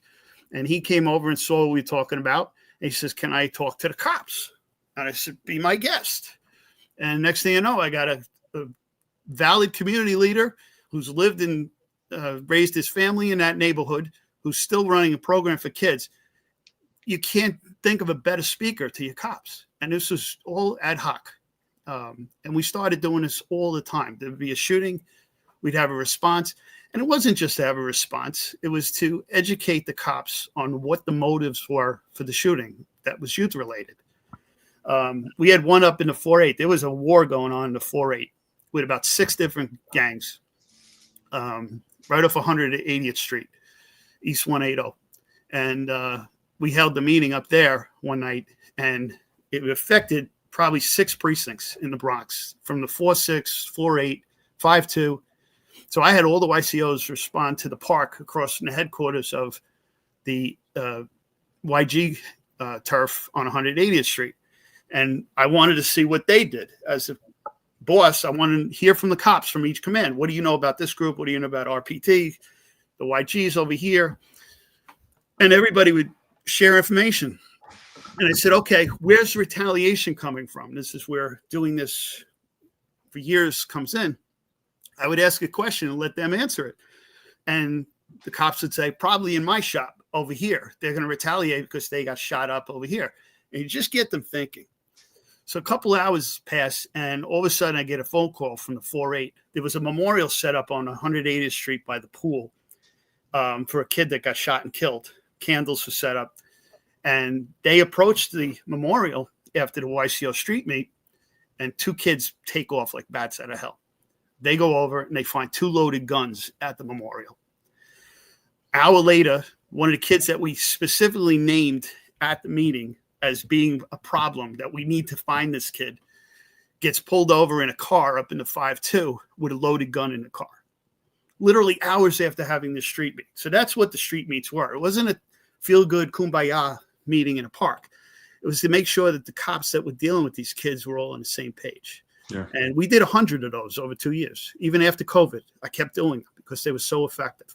Well, that's another sign of a good leader, right? So you're not a paper pusher, but you were out there in the field showing the cops and everybody else. I mean, and that's what everybody looks up to. They want a leader that's going to lead them to the place where they need to be, and is not afraid to stand out there with them. So, I mean, that's another thing that's commendable, that you showed that and you demonstrated it. So, and then that's what a lot of, like, you know, right now the COs and the XOs and even chiefs on our job, they don't do that. They push paper, they stay where they're comfortable. But really, every cop wants to see that person out on the street, and not so much doing the work, but making sure the work is done. And that's what you clearly did. And you know it's working when, you know, we had a young girl. It was horrible. All homicides are horrible, but this one it's the one case that hits home. Kiki, her name is Kaihara Teg. She's 11 years old. She was walking on a corner outside of Beauty Park. That's her little sister, and those are her parents. This is a street meet after that happened. And there were YCOs there. There was community there. And I wasn't sure how they were going to handle it, but it was a really good thing. There's a memorial of flowers and candles to this day, 3 years later, still set up on that corner. And that's her little sister. But I wound up going to the wake. And I went to a lot of funerals and a lot of wakes. Even when I was in uniform, I used to go to them. Sometimes I'd ask permission because it was a gang member. I didn't care if it was a gang member. It's somebody's child. You know, for whatever reason, they got killed. And that's when I wound up getting very close with a group called Harlem Mothers Saved. These are parents of people that have lost their children or young people to gun violence. And I walked into the wake, and lo and behold, the whole 4-1 YCO team is there. And the wake was in the 4-8, and the cops from that command are there. They weren't told to go there. They were there. So I knew the message was getting through. You know, they always tell people, don't make this personal. If you don't make it personal, why are you doing it? You know, that's one thing I never understood with police work. Yeah, it's hard, but if it was easy, everybody would do it. You know, so it was just good to see that they were picking up where I was leaving off and doing it on their own. Yeah, Joe Cortez is another retired inspector from the job. A good man, came up through the ranks with Joe, myself. Says Kevin's a solid man who truly cares about saving the kids. It was an honor to cross paths with him, and Joe is still out in the private sector with a lot of technology with law enforcement. So good to see you on the show, Joe. Maybe we can get you on as a guest one day. Reach out. Yeah, Joe had the 105 when I was doing the social media with the gangs. And then when I went to the Detective Bureau, I was working with Joe. They put the SMART in the Real-Time Crime Center piece, which also had the Juvenile Crime Desk. Yeah. So that gets into a whole nother thing. The Juvenile Crime Desk actually came from my experiences dealing with the warrants in the Bronx. When we had those enhancements, like Chris Morella's team would call my squad, they had to call the warrant wheel. This is how crazy this was. The warrant wheel was usually run by cops that were, you know, we used to call them rubber guns because they had cases pending, they were modified, and they couldn't go out on the street for whatever reason. It was in Creedmoor. So to get enhancement from a detective squad for a collar in the Bronx, they had to call Creedmoor to the warrant squad to call us because we were part of Fed.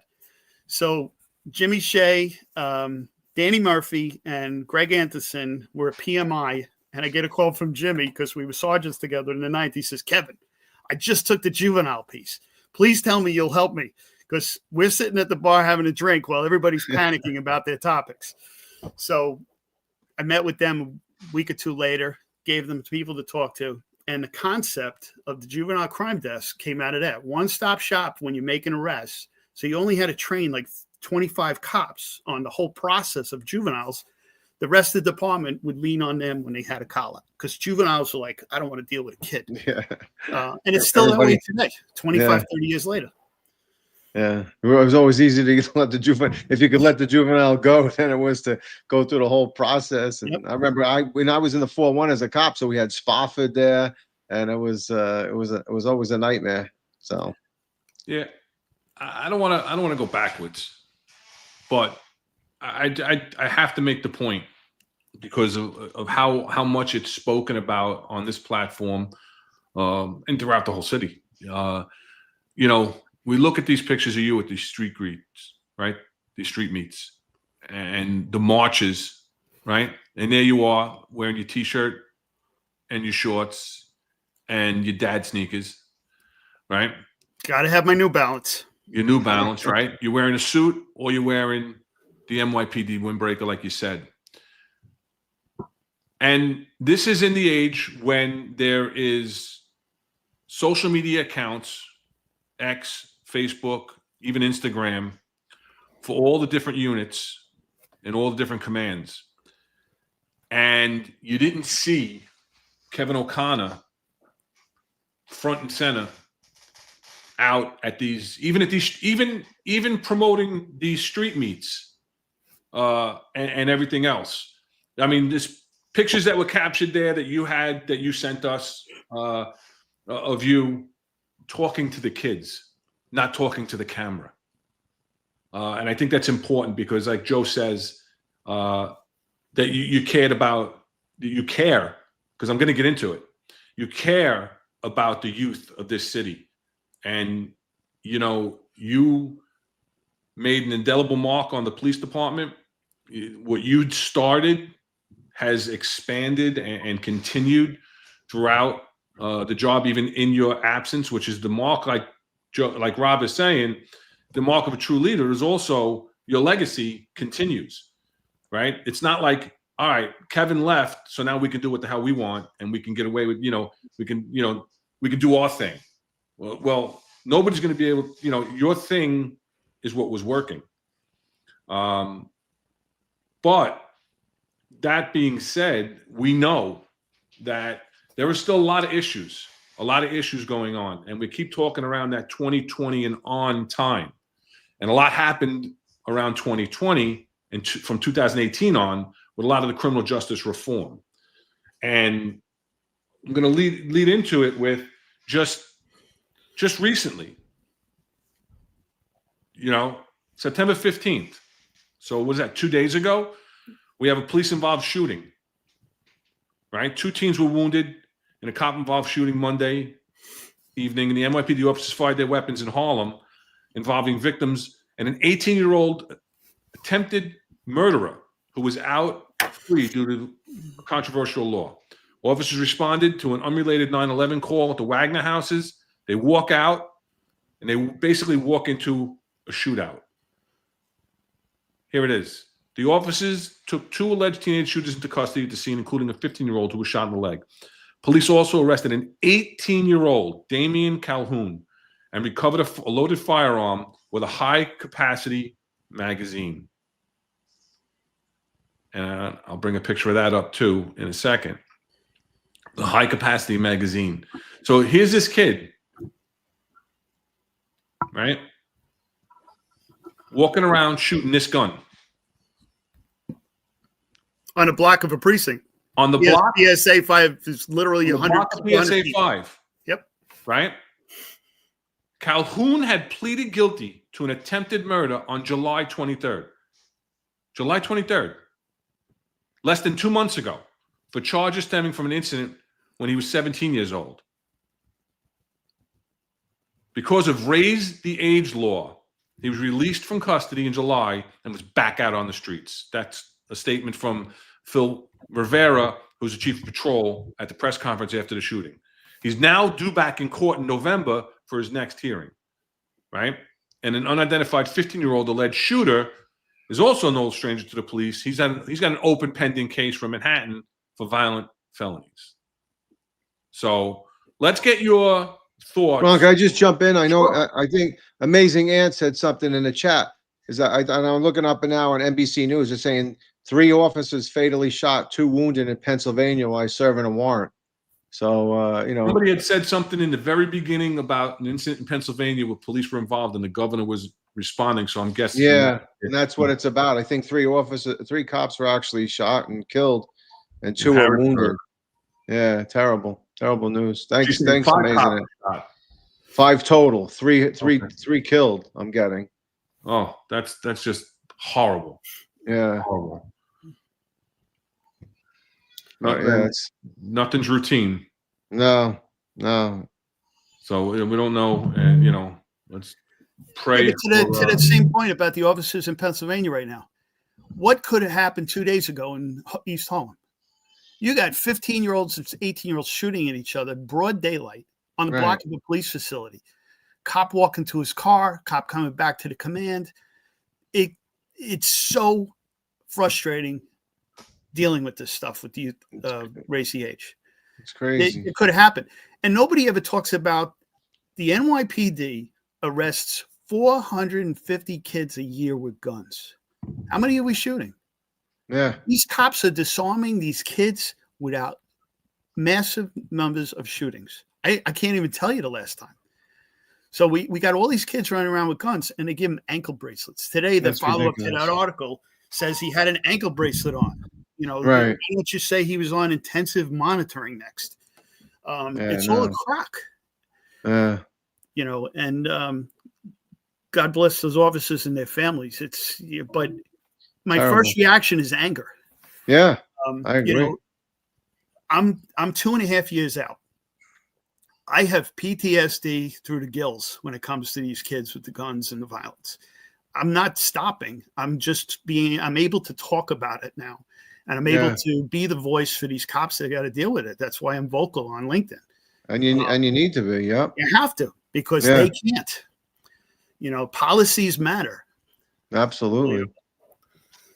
I think the article's actually saying and that's what's sad about it, is that the perpetrator died of a self-inflicted gunshot wound. So here you have somebody that's a coward and literally takes the lives of three police officers with family and stuff like that. But no, Kev, to your point, absolutely, the policies and the procedures have to continue, and they need to be built upon. So all that you did, you build a foundation, and if somebody doesn't take the torch and start going forward with it, we lose sight of things, and that's the problem. Somebody like yourself that has the passion and the compassion to do that job, and you got to hope that somebody that takes that torch after you has the same compassion to go forward, and doesn't bring in unqualified people, right? A lot of times that happens when the boss leaves. There's a purge of personnel. Yeah, and it's unfair sometimes. Sometimes it's necessary, right? But what's like 70 people into DCPI, right? Or people that have never in their life been a supervisor, or now have an entire security detail with advanced people and an entire social media team. A whole social media team just doing nothing but videos to advertise themselves, because they're not going to have a job in January. Right. Well, how about 100 cops to fly drones when we don't have enough cops in the commands? Exactly. I mean, come on. Yes, we can use technology, but 100 cops to fly 96 drones? Yeah. All right, we can talk about that. Let's finish up on the raise the age debate.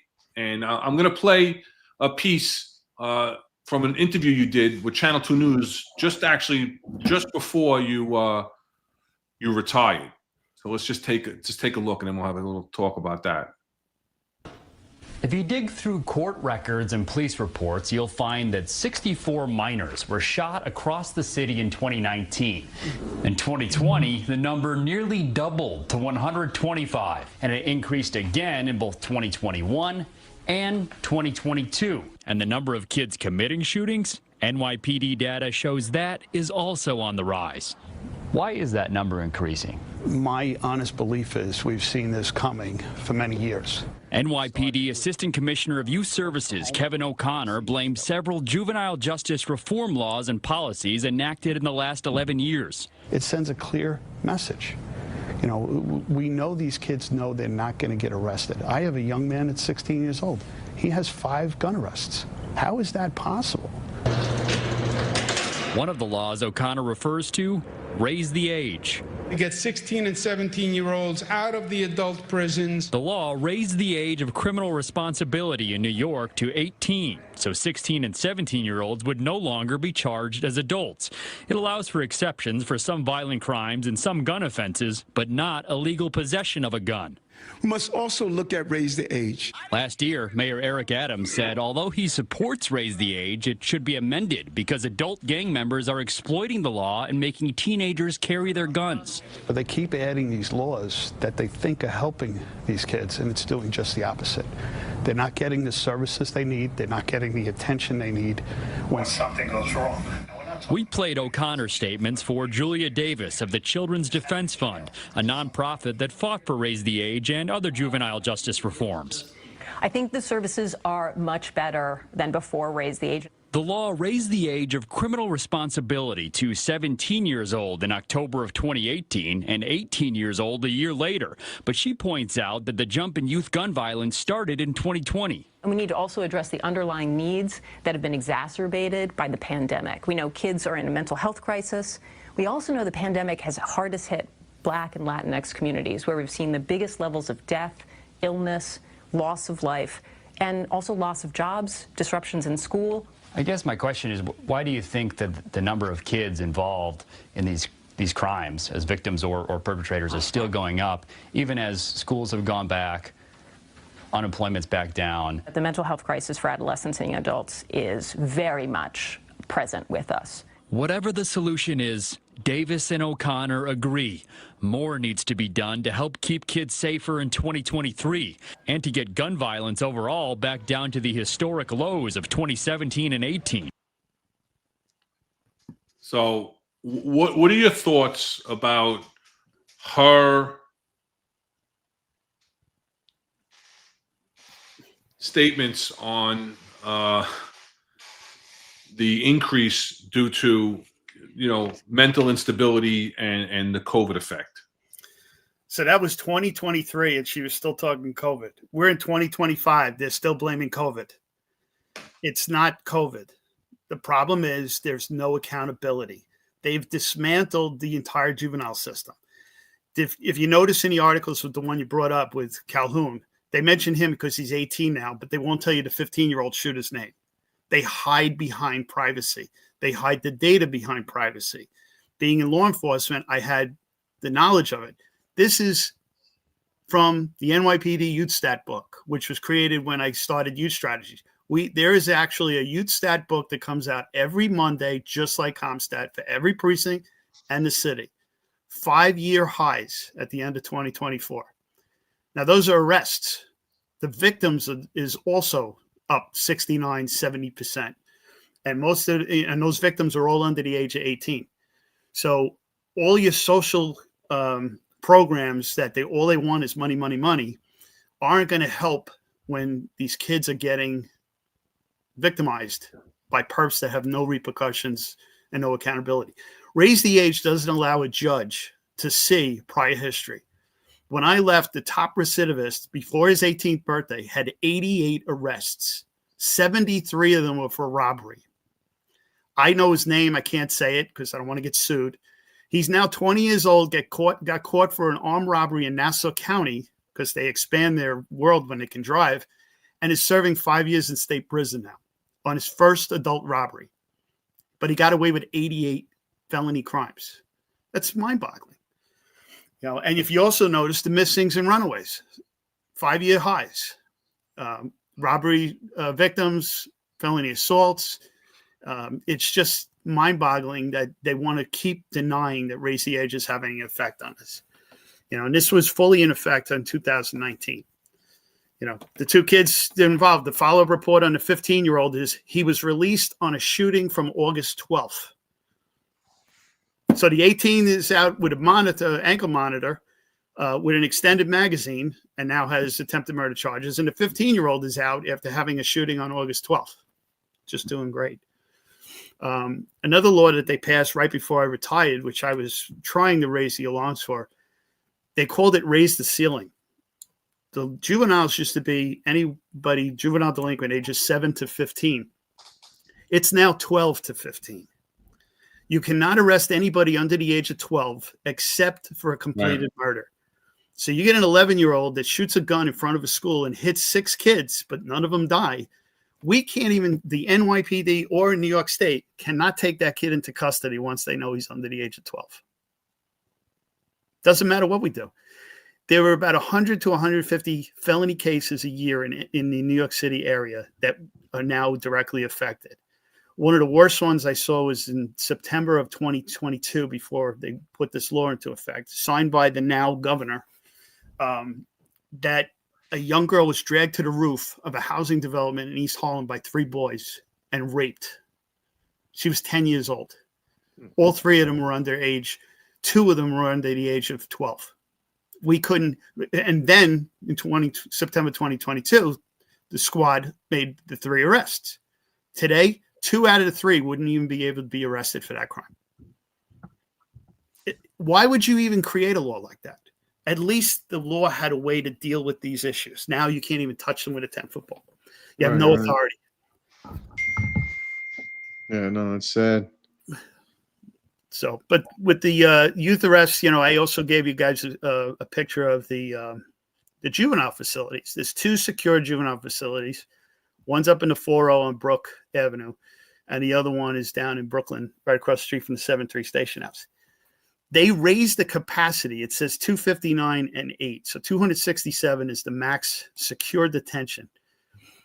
In city council hearings, the commissioner in ACS said 80 to 85% of them are being held for murder and attempted murder, which means they're not going anywhere. They also now have 21-year-olds in the same facilities as 14 because they committed their crime while they were 17, and they're still pending trials or sentencing from that case that they can't be put into Rikers. They have to be held in a juvenile facility. So you got 21-year-olds in a facility with 14-year-olds. What could happen? Gee.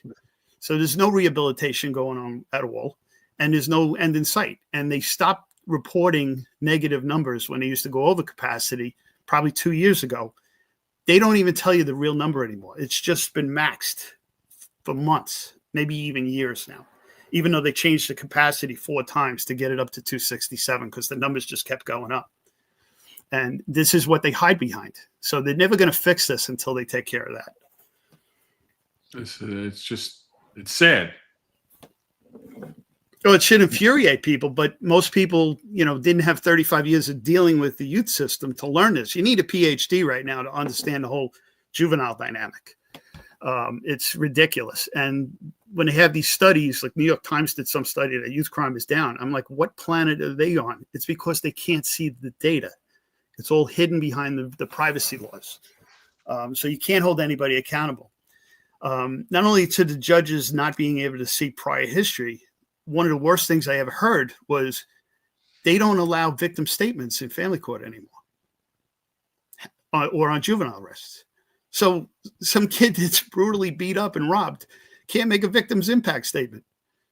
They don't want it in court because it's detrimental to the perp. Yeah.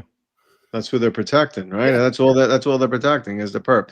The victims are the ones that lose all around now. First you're victim of the crime, and then you're victim of the criminal justice system. In that article, in that news story, I talked about a kid that was 16 that was arrested 5 times in 9 months with 5 different guns. He was one of 4 or 5 individuals that went up to Rockland, and there was video still up on YouTube that wound up going to an Airbnb that was being rented out by a rival Brooklyn South gang. And the guy is out there with his snowplow doing his driveway. And all of a sudden, 4 guys come running across his front lawn, firing back at the house. They jump into a stolen BMW in the snowstorm, don't know how to drive, don't know where they are. And they wind up crashing and getting caught. There was one 16-year-old, one 16-year-old, and 3 18-year-olds in the car. The 3 18-year-olds were each held on $250,000 bail. The 16-year-old was ROR'd. He had 4 prior gun collars in Brooklyn. They ROR'd him because it was the first gun collar and he was a juvenile. Meanwhile, he had 4 priors pending. But the judge can't see that or doesn't use that for purposes. But they held the adults for $250,000 each. That's how screwed up the system is. But I had multiple kids, multiple gun arrests. The war in the Bronx that went on, one of the kids that was killed had 5 gun arrests. One guy had 3 gun arrests. One mother one day in the 7-7, her son was murdered coming back from court. He was charged with 2 robberies. And he comes out of court and he's coming home. Mother thought he was going to finally be held. She had a mental health removal order for him. She couldn't get a PINS warrant from family court because they don't do that anymore. They've basically dismantled that system. And he gets shot and killed walking back to his apartment in the 7-7. The street meet a couple of nights later, the 7-7's there. We go to the memorial in front of the house, see, if the kids are out there to talk to them. And the mother comes out and she walks right up to us and she looks at me and she goes, "Are you in charge?" I said, "Well, yes, I am." She goes, "You see that cop right there?" And she's pointing at a detective, Marte. And she goes, "He did everything he could to save my son, and they failed him. He did everything above and beyond." So she stood there in front of all these cops in community and said this one cop went above and beyond to try to save her son, and the system failed her, even though he got arrested for 2 robberies the day before. She goes, "I know my son was no angel, but there was something wrong with him, and I tried to get him help." That's how bad it is when a mother of a murder victim says that. Do you think there'll ever be change? You think they'll ever restructure that back? Or, I mean, I know with the governor now and probably not, but I wonder if we get a different governor in there, if that would ever be. I mean, you never see them go back to something, right? They always just. But I mean, they have to see this. They have to see the numbers, and they have to see what the victims are dealing with, and I think it should be readdressed. Well, the problem is when you're talking about youth violence, it's a hard topic to talk about. It gets no play. You'll get an article in the paper. The Post has done a pretty good job following this stuff. Nobody wants to talk about it. Nobody's even tweeting about it. And I'm talking about the current mayor and the current deputy mayor. Look at their social media the last week. See if there's any mention about this shooting on 123rd Street. Not a word. There were multiple incidents in August. On my LinkedIn page, I brought them up. How many kids were shot? Kids shot right outside of their school. Kids shot and killed in a park in the Bronx, in Williamsburg, in the Oval. Stabbed to death numerous times. Not even a single tweet. Not a mention of it. Nothing. And I don't know what it's going to take. Usually 1 or 2 of those incidents would change it. The young man that was stabbed to death in the 53rd Street subway station years ago in the 90s, coming in for the U.S. Open, that changed everything. That's when things change. We've had dozens of these incidents now that should have been game changers. They should have been, let's use Charlie Kirk's words, the turning point, and they're not. Right. So I don't know what it's going to take at this point. But, Kiki, 11-year-old girl. That one picture you put up with the big banner and I'm wearing my dad's sneakers, that was a Remembrance Day, which is September 25th. And every year I made sure the NYPD honored that day. There'll be one again at Harlem Mothers Save next Thursday, where they honor those who have been killed by violence in the city. Most people don't even know it exists. But we walked 11 miles for an 11-year-old girl. The 4-1 was with us. The CO of the 4-1, Masio, walked all the way down in full uniform, vest and belt. That was just to let the community know we were with them. We cared. And you could see him standing in the back there. But he walked the entire route in full uniform for this family. And we still get together every year on the anniversary. I was up there this year in May when Kiki's anniversary came up. And I thought that would be one that would, it definitely made an impression on my mind with all the homicides that I saw of kids and shootings. And it still made an indelible mark on me. Yeah, I was going to ask you that, if there's any cases, since you've dealt with so many, that really stick out, but you kind of answered it for me. Yeah, too many to talk about, too many Right. funerals. And that's the other thing. I used to encourage cops to go to the wakes and the funerals. It's part of the community. You're part of the community. There's nothing wrong with showing up. Even in dress uniform, when I was a police officer, I used to show up in a dress uniform. And that's how you make inroads to your communities, but you got to be able to do both sides, the community part and the enforcement part. It can't be one or the other. Community affairs now, it's about prom dresses and, baseball games. There's no police work going on anymore. No, they should be neck deep on the hub. They should be on Roosevelt Avenue. Those are community affairs functions, long-term problem solving, but there's no police work anymore. yeah, I think isn't Commissioner Tisch kind of breaking them down at this point? So I heard rumors. I'm not going to say it's true, Yeah. but I heard they just took school safety away from them. Right. No, they did take school That's safety away. 85 to 90% of their bureau. Yeah. Well, why did that happen? They put them under shell. Yeah. And at least then it's back under, like when I was there, patrol and school safety were tied at the hip. And that's the way it has to be. Yeah. Because they weren't doing anything in community affairs. The leadership there has no clue how to get involved when it comes to enforcement.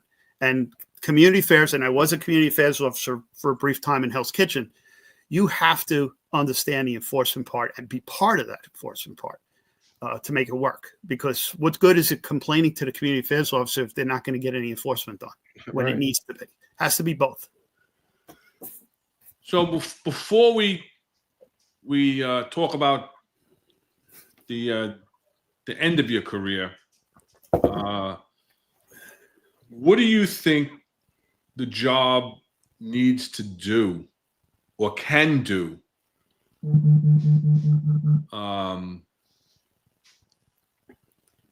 to try and get ahead of this or try and get back? Because I think we were making inroads. Well, I do too, but I think it's gotten to the point that the number one problem is they don't know how to navigate their personnel. You have guys that are burnt to a crisp. There's no downtime.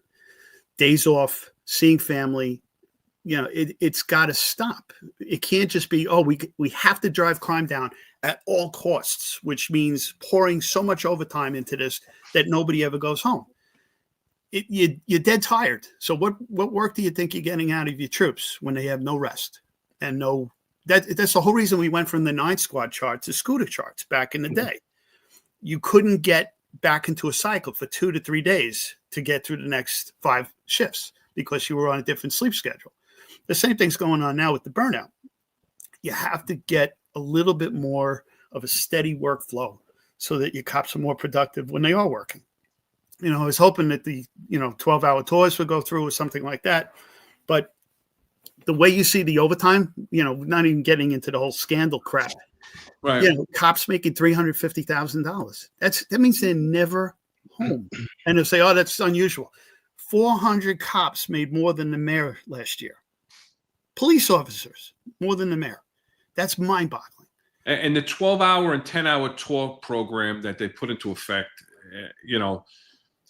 the reason it didn't work, or I don't think it worked, and we've talked about this in the past with the burnout of the department. Rob and I talk about this all the time.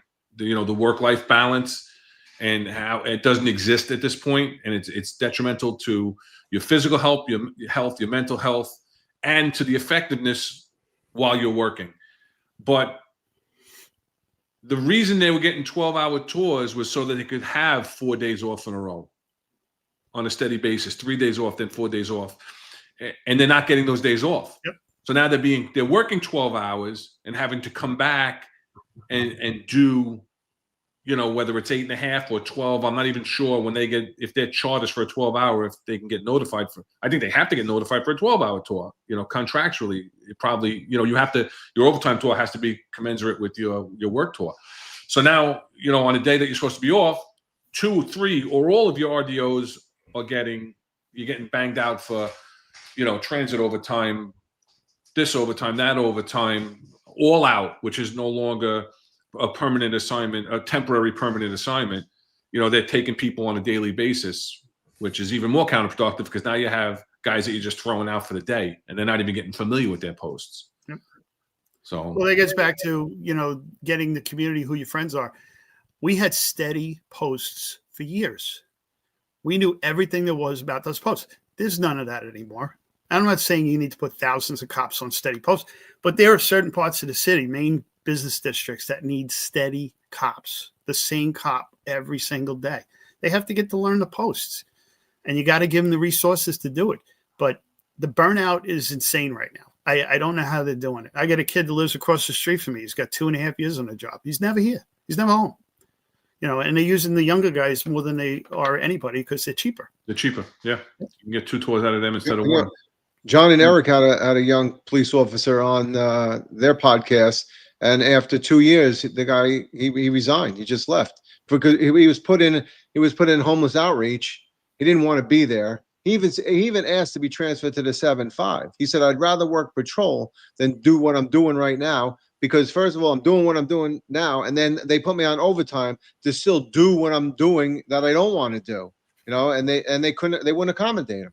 So he resigned, so you're losing people left and right. And we know all the senior guys are leaving, right? Because obviously if their pensions look good and everything looks good and they want some sort of stability in their life, they're going to leave. So it's just a catch-22 because the job in itself is killing, is actually, eating itself from inside.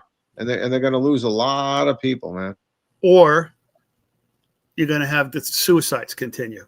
Mm-hmm. They say, "Oh, we have this health and wellness and we have this." Listen, I get that, but you're not addressing the cause. They just had another cop last week kill himself because the feds told him he's being looked at.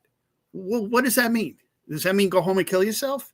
Mm-hmm. I'll talk about a guy that broke me in as a lieutenant. He was the guy in the precinct that took new lieutenants under his wing, and his name was Mike Amiri. And this is when the crap was going on with the, unindicted bosses and, Seabrook and all those people. What was the charge at the end of the day that caused him to kill himself? He was just so embarrassed that his name was even being mentioned in an investigation, even though he did no wrong, that he went and killed himself. This is a deputy inspector. Full inspector. We have not fixed that problem. The causes of why cops kill themselves has not been addressed. Right. And the part is you got to give people a life. They need to have a life. This, to me, even after 35 years, was a job.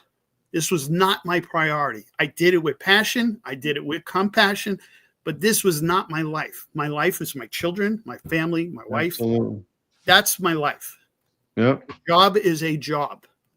I'm retired now, and I still have my family. Thank God. Yeah.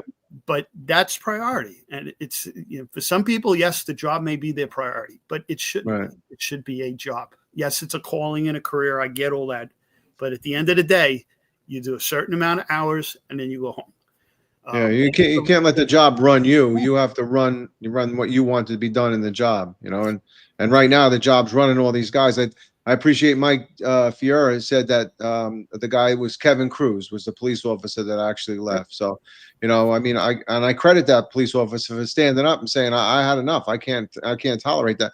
But he himself was also, just like you spoke of, was having an emotional problems too, not being able to see his family, not being, a young guy, single, not being able to date, things like that, So, it's very hard on people. So. And we all went through times in the job, 9/11. We went months doing 12-hour tours, 7 days a week at first, then 6 days. And finally they realized, somebody on the top realized, hey, we need to give these cops a break.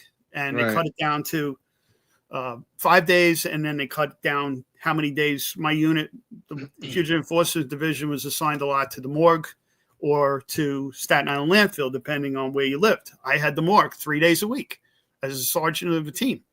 But they cut that back little by little. They understood you can't keep pushing the same people through the same crap. You have Right. to change it up. And they started rotating more and more people as time went on. But that was a big event, huge tragedy, disaster.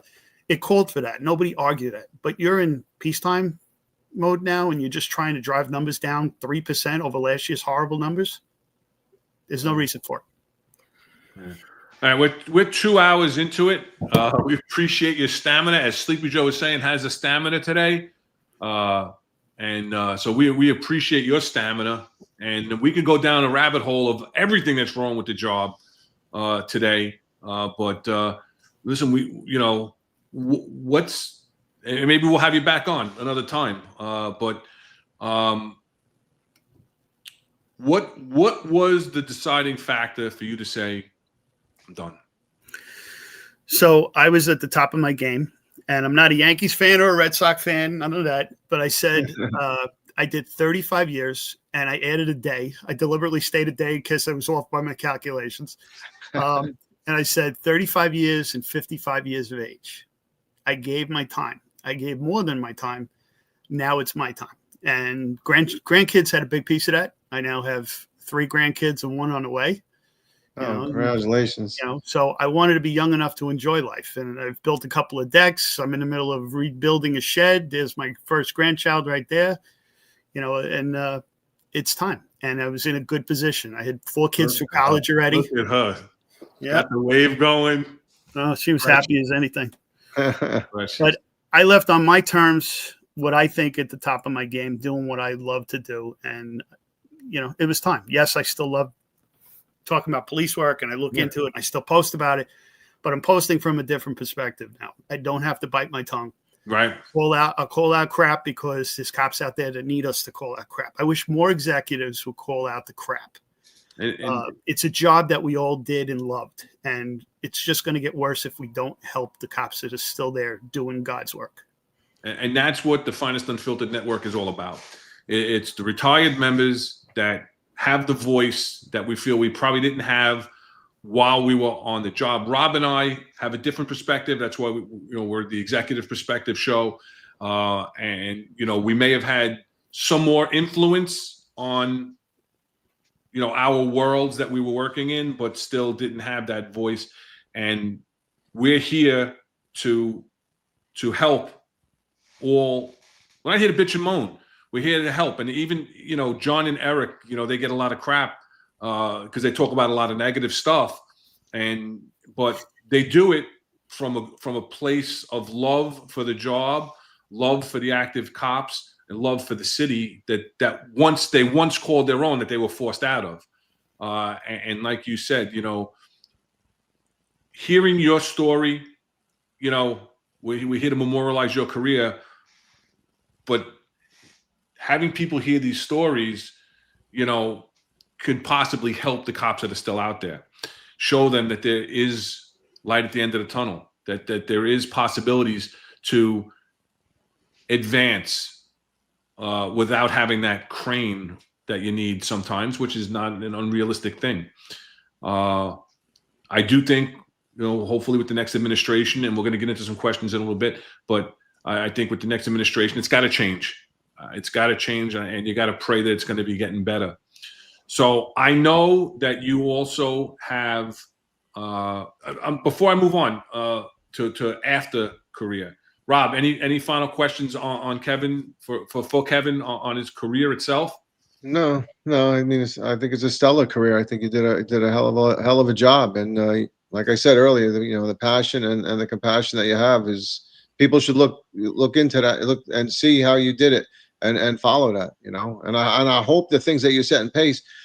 I think somebody in the chat had mentioned that there's probably not, things have gone downhill since you left, which is sad because you had a good system in place. And if somebody didn't step in your shoes and continue it and look to make it better if they could, or at least not continue it, I mean, that's a problem. And I think that's where the gap in this police department is, right?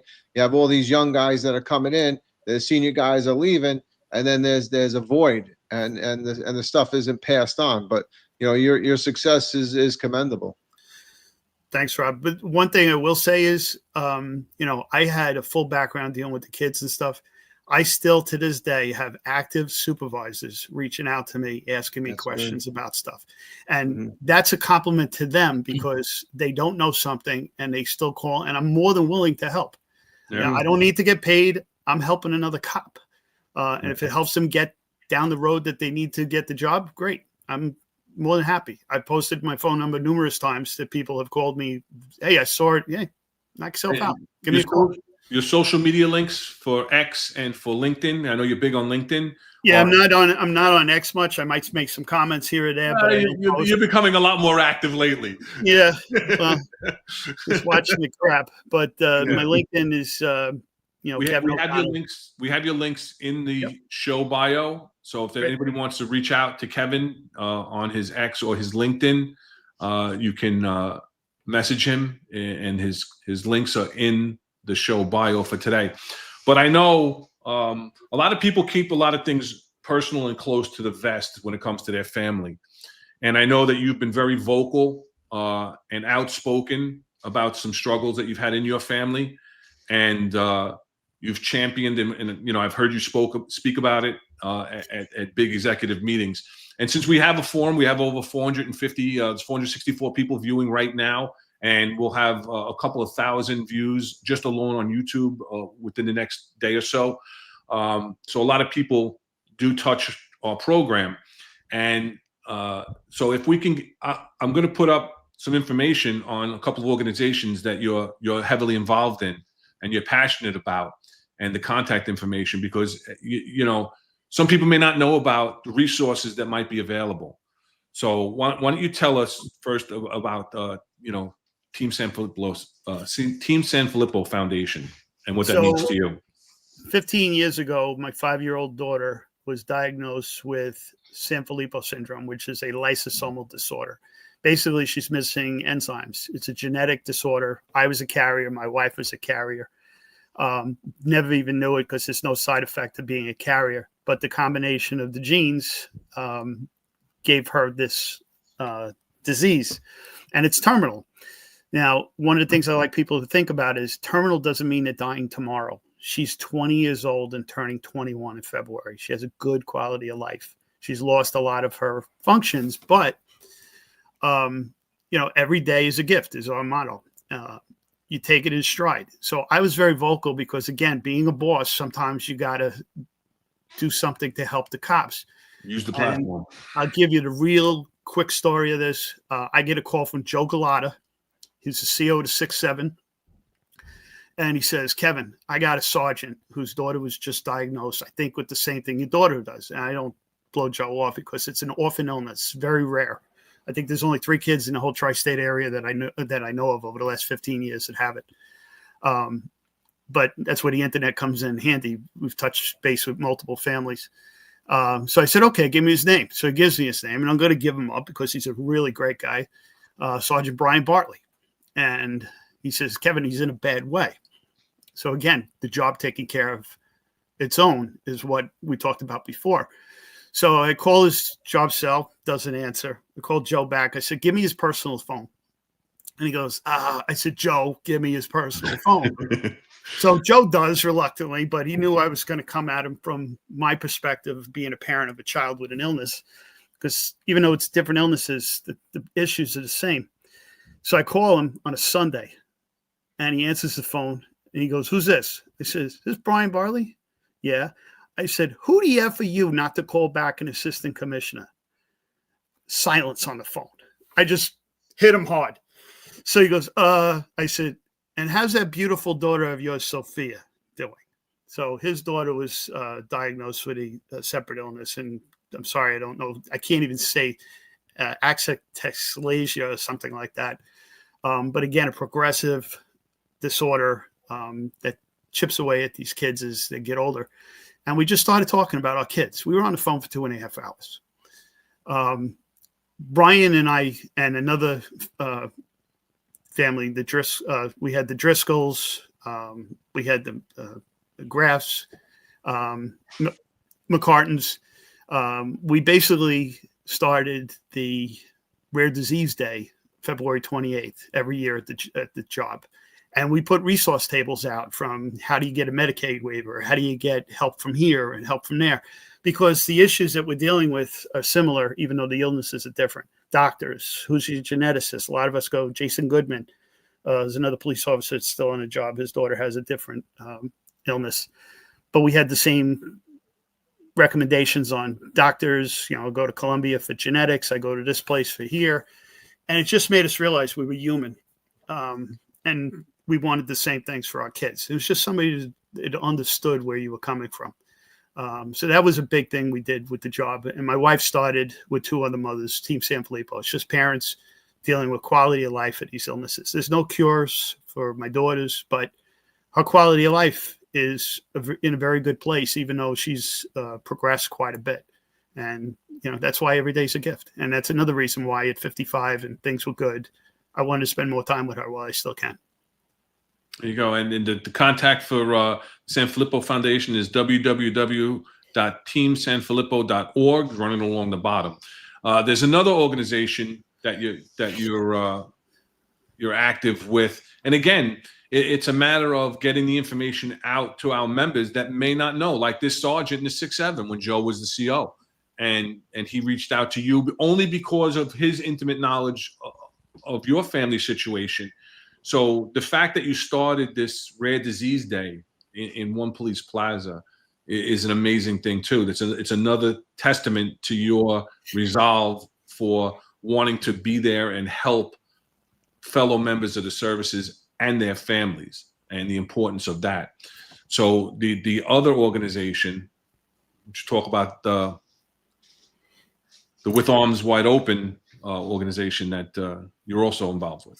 So, Kev, I just want you to know that our prayers are with you and your family and your daughter, man. And I commend you, you know, for taking care of them and stepping up. I mean, you know, I you know, having children, and I completely understand, you know, the love that you have for them and the passion, and now you even spread it to other people within the department. I mean, that you're a strong man, and you know, I would love to, you know, if you need anything, but you know, we're here for you, brother. We're here. Thank you, guys. So this organization was started by Danny's last name is evading me. Sprague. Danny Sprague. Danny Sprague. I should remember too, because he had a brother John on the job too. But Danny and Merritt Riley started this for their kids that have their issues. And this is an organization that does nothing but help other cops that are dealing with this. You know, they raise money on their own. They do all sorts of events. You know, they help when health insurance doesn't help. I know they provided monies for wheelchairs or, you know, things that aren't covered or that ESU isn't able to provide for whatever reason. And wheelchair might not be the right one, but maybe a bed, a specialized bed for a child. And they're still doing it. And it's amazing. They are at events all the time. I see Merritt with his son. They're running races, you know, and that's the whole goal, is to help other cops deal with their issues. So a really fantastic organization. And I got to know them, you know, and the way the job helps families in the way it should be. When my daughter was diagnosed, Pat Russo, who runs Cops and Kids Boxing, a retired detective, him and Dave Sieve, a retired lieutenant, they were running smokers. And one day they approached me and said, we want to run a smoker and we want to dedicate it to the organization that your daughter is part of. I said, listen, I'm in an executive position. This can't be a fundraiser for me. It's just not going to work. I don't want any money out of this. He says, no, we're going to donate to the foundation. So they ran a smoker at the Lexington Armory.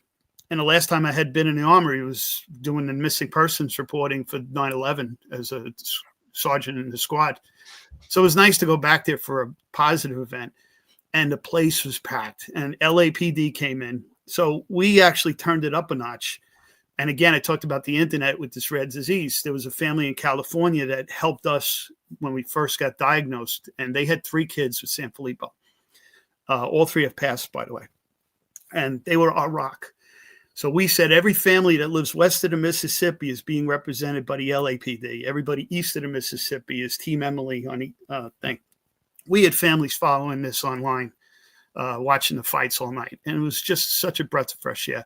Well, Dave Pat and the NYPD boxing team raised $20,000 that night for the organization. And I can't tell you, there's no other department that could do that. Yeah, and you could tell, you know, listen, and just any upcoming events that you're aware of, shoot them to Rob and myself, and we'll make sure that we advertise them on our show, without a doubt. Get that information about out there. Will do. You know, so you know, listen, we really appreciate your candor and everything else. We told you if you're still up to hanging out for a few more minutes. Yep. We have a segment on the show.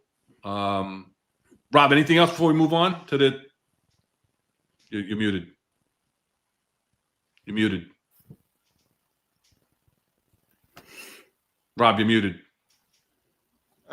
I'm doing Marlin now. You did a Marlin on the show. Yes, Marlin. I'm with you, brother. Marlin.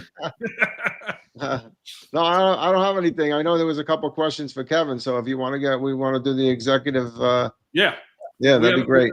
We have a segment called Ask an Executive, where Ron and Rob answer questions from the chat. And this is basically an opportunity that people sometimes don't have to have access to two executives. Well, today they have access to three executives. So any questions that we have in the chat, I wrote down one. I took your job for a second, Rob. Rob usually keeps track of them during the show for me because I'm doing the production. But I have one from Jack Stern that I'm going to get to in a second.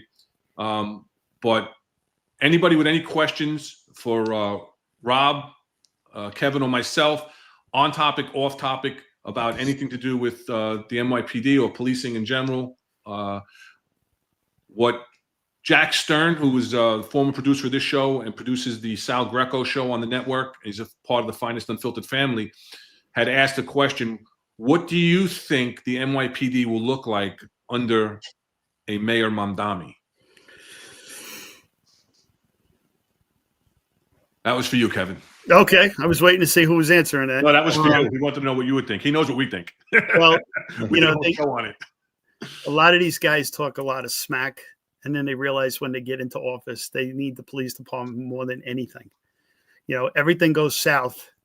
If the police department and crime goes south, so does businesses, so does everything else. So I don't think it'll change as much. He's also very inexperienced. He's going to need all the experience he can lean on. Of course, he's going to come in with what I believe some rhetoric, but I think they'll be in a good place. It'll be interesting to see who they put in charge. I don't care who gets into office, but we need to change right now. The last 4 years have been a complete disaster. Absolutely. And we're gonna go back to something from last week because we have. I'm gonna put it up. Well, let me throw, because Vinny asked one at 6:26. He says, please ask Kevin about his opinion of the effectiveness of the violence interrupters program. Oh yeah, that's right. Is it the BS that it appears to be? It's $100 million BS program. Yeah. A year, $100 million a year. Crazy. Yeah. So I was there when it started. It's called the Chicago model, and Chicago got rid of it. So what does that tell you? Exactly. They don't talk to cops. Some of the managers will talk to cops. So what's the purpose of having them out there with the cops at these photo ops when they won't have any? I did Street Mates. The manager would show up with a van, brand new van with their letters on the side, and the caseworkers would drive away. I'm like, don't they want to know what's going on? Right. You know, I was more than willing to work with them, but there was no communication whatsoever. How about the nice big orange RV in Queens South? Yeah. So we had Street Meet on Linden Boulevard in Sutphin one night, and she was up and down screaming and yelling that I didn't ask her permission to hold the meeting. Oh, well, it was amazing. The community leaders got on her and ripped her apart because we were there for a child that had been shot. So that's when you realize you're doing the right thing, when the community steps up and they get into her face. All day they were blocking an intersection because it was alleged that a police officer kneeled on somebody's back during an arrest. She didn't care that a young man was killed the night before. Right. He was more worried about an arrest, which turned out the DA had already ruled it was not a case. Yeah. But it's all about politics. And, gotten rich is beyond words, and now owns a weed dispensary in the city. So where did that come from? Shocking. Yeah. Yes. So, I've had dealings with some good people in those programs. I'm not going to say they're all bad, but the entire system itself is nothing but a money grab. Yeah.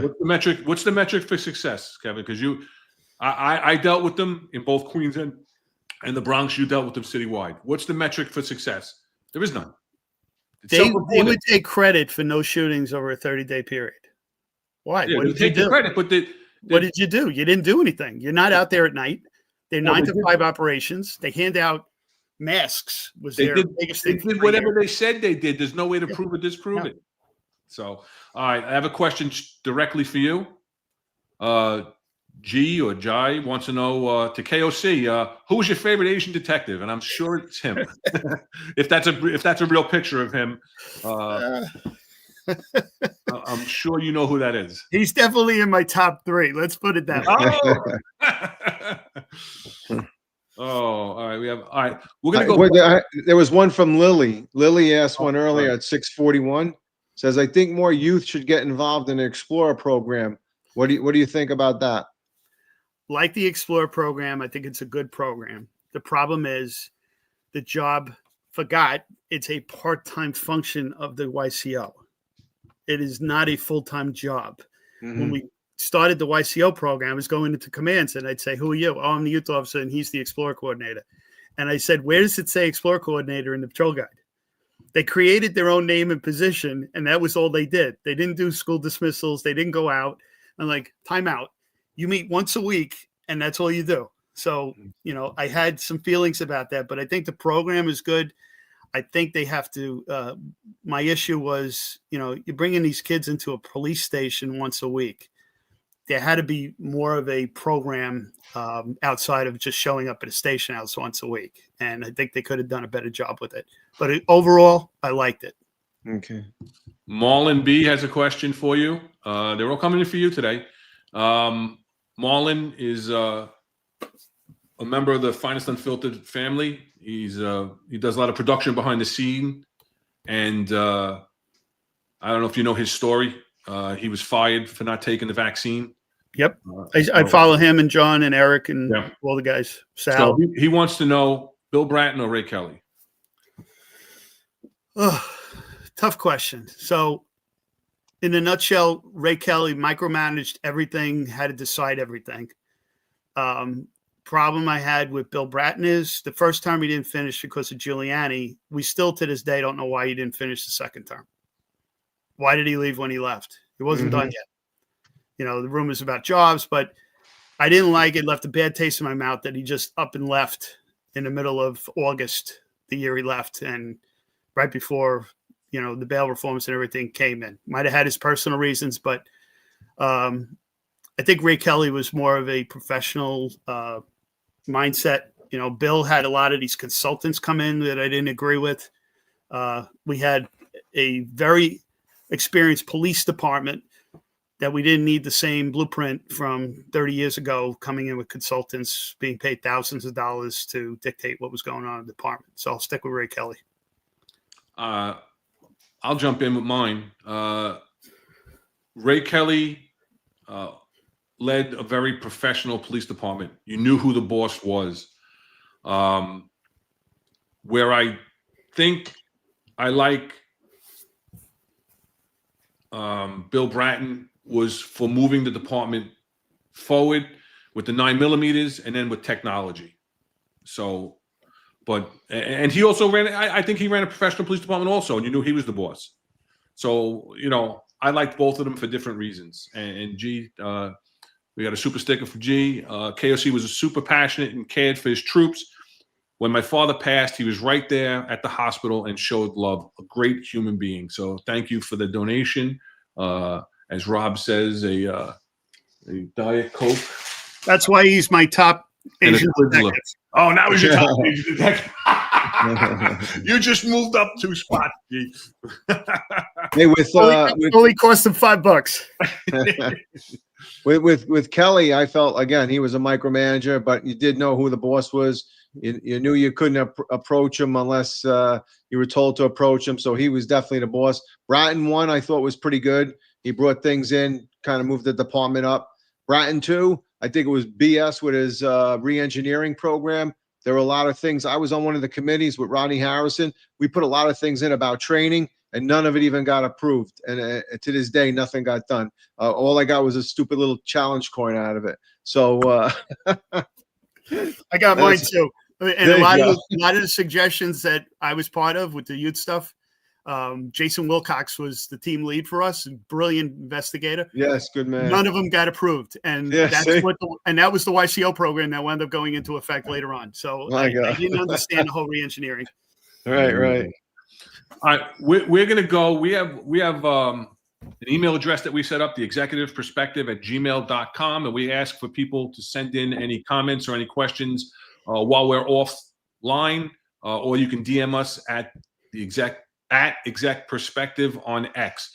So after last week's 9/11 memorial show, part of the show when we talked was some of the comments were about the World Trade Center, the health program, and also a little bit about the pension. So we did get an email last week after the show, and we're going to black out his last name, because he didn't say that it was okay to use him. But it says, with everything going on over the last few days, I don't know if you had seen the below information from the CEA. I heard you guys talking about the Victims' Compensation Fund and the challenges MOS face with pension section verification. Keep up the great work. And he forwarded us information that the CEA had sent out that Rob and I both hadn't got. I don't know if you called up Ada at the union. I didn't call, no. Yeah. Did you call? I sent her an email and updated my profile, and she sent me the last couple of emails, and now I'm on the list. I get the meetings, so they have my email. I get I have them straight. She sent me the information, and I cut it out because I think it's very important information, and it's great information for the members because it's a great step on the changes. So legislation that Governor Hochul signed into law. The numbers are irrelevant.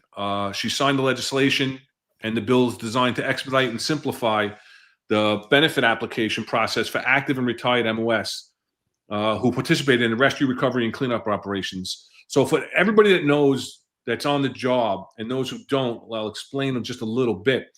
The difficulties you had you had to put in a notice of participation that you were down there, whether you were down there within the first 48 hours of the attacks or had a total of 48 hours at ground zero or the morgue or the Staten Island landfill. You had to prove, you as the member had to show proof, memo books, rosters, something, roll calls, which were next to impossible to get.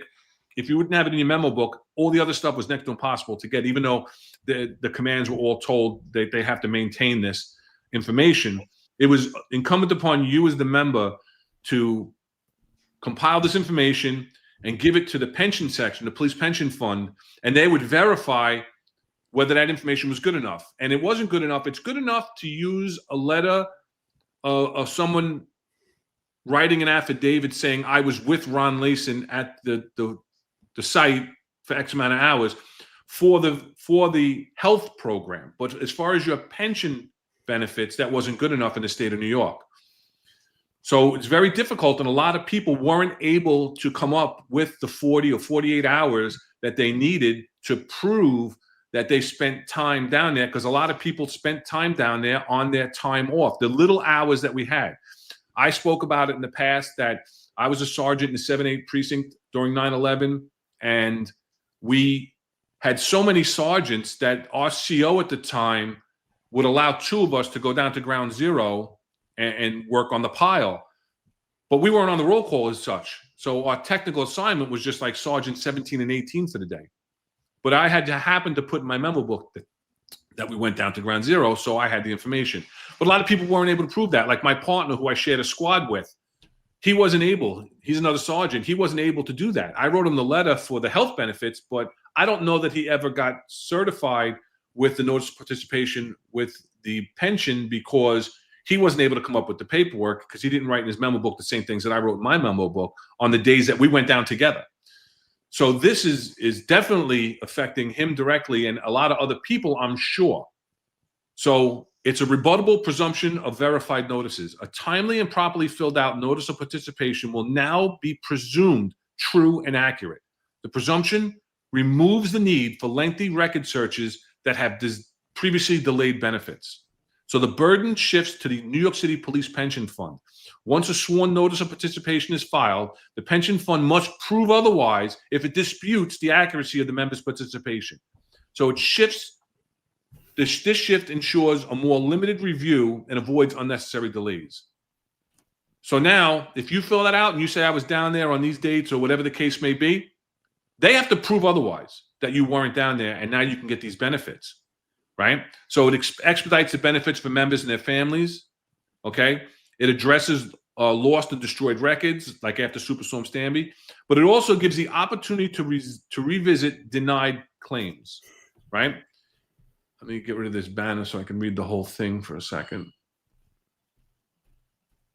Okay, the opportunity to revisit denied claims. So if somebody wasn't able to get certified by the pension because they couldn't come up with this paperwork, whether that person had a 9/11 illness that they are certified with the World Trade Center, but it wasn't good enough for pension because they didn't have the proper paperwork, they can now go back and revisit their denial.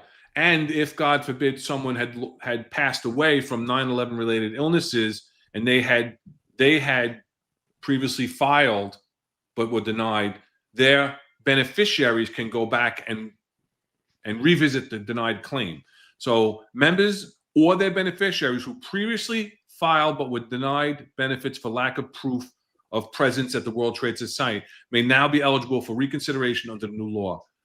The reliance on sworn notice of participation may allow those claims to be reopened and approved.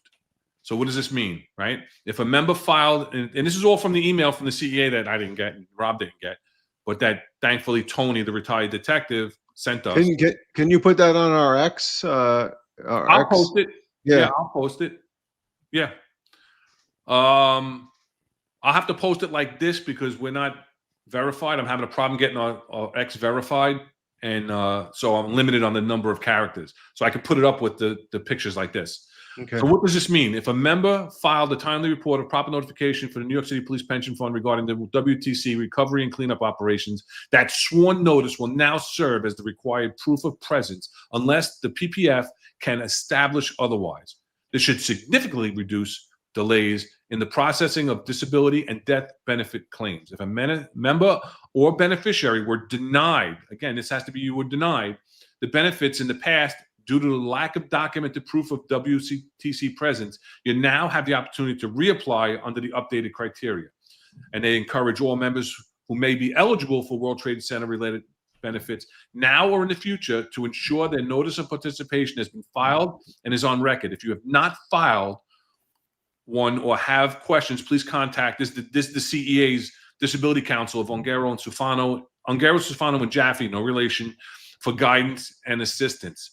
So I looked it up, and the deadline for the application of a notice of participation has been extended till September 11th, 2026. So if you never filed one, you can still go and file one at the Police Pension Fund. And you should do it. Anybody that was there should do it because, God forbid, you don't have to be sick now. You could become sick, you could become incapacitated, and it's lifelong benefits that you could be missing out for your family. So I know that was long, but I think it was very important, and you know, we got that email.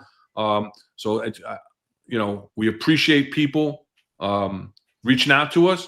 That was great that Tony, the retired detective from Florida, sent us this information. It's phenomenal information. Anything on that, guys? Nothing on that, no. I still have all my memo books. That's how paranoid I was about it. Yeah, me too. Yeah, I have them in a Ziploc. My 9/11, the book that has all my 9/11 days in it, is in a Ziploc bag in my safe. Yep. You know, all of my other stuff is in a box somewhere. It's crazy we're still talking about it, but Yeah. I lost one of my partners from the juvenile crime squad to cancer years after he retired, Al Nieves. Yeah. Terrible. The after effects were devastating, you know. So we have any As more? well as the event, but You see any more? Any more? Kev, I questions? just want to ask you one question. What do you think about the gang database? 'Cause Ah, good question. There's always issues around politics and the police department. So for years I had to fight it. The investigations, DOI, and we'd sit down with them, and at least the investigators are looking at it, listen to us, and we would present. We revised the gang database with ITB, obviously, and they put it in ECMS from the old IDS system because IDS was so archaic. And we had over 7,000 young kids, the shooters, when we started doing the gangs and the crews off social media. The database stays pretty stationary between 15 and 20,000 people.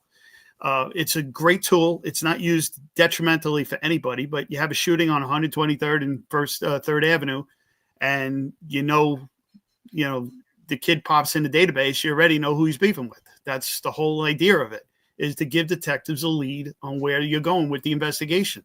It cuts down hours, if not days, of angles and motives and why is this kid shot or this person shot. And that's why I think it's helpful. It's not shared with anybody. We don't give that information out. It's an internal thing. It's not going to stop somebody from getting a job.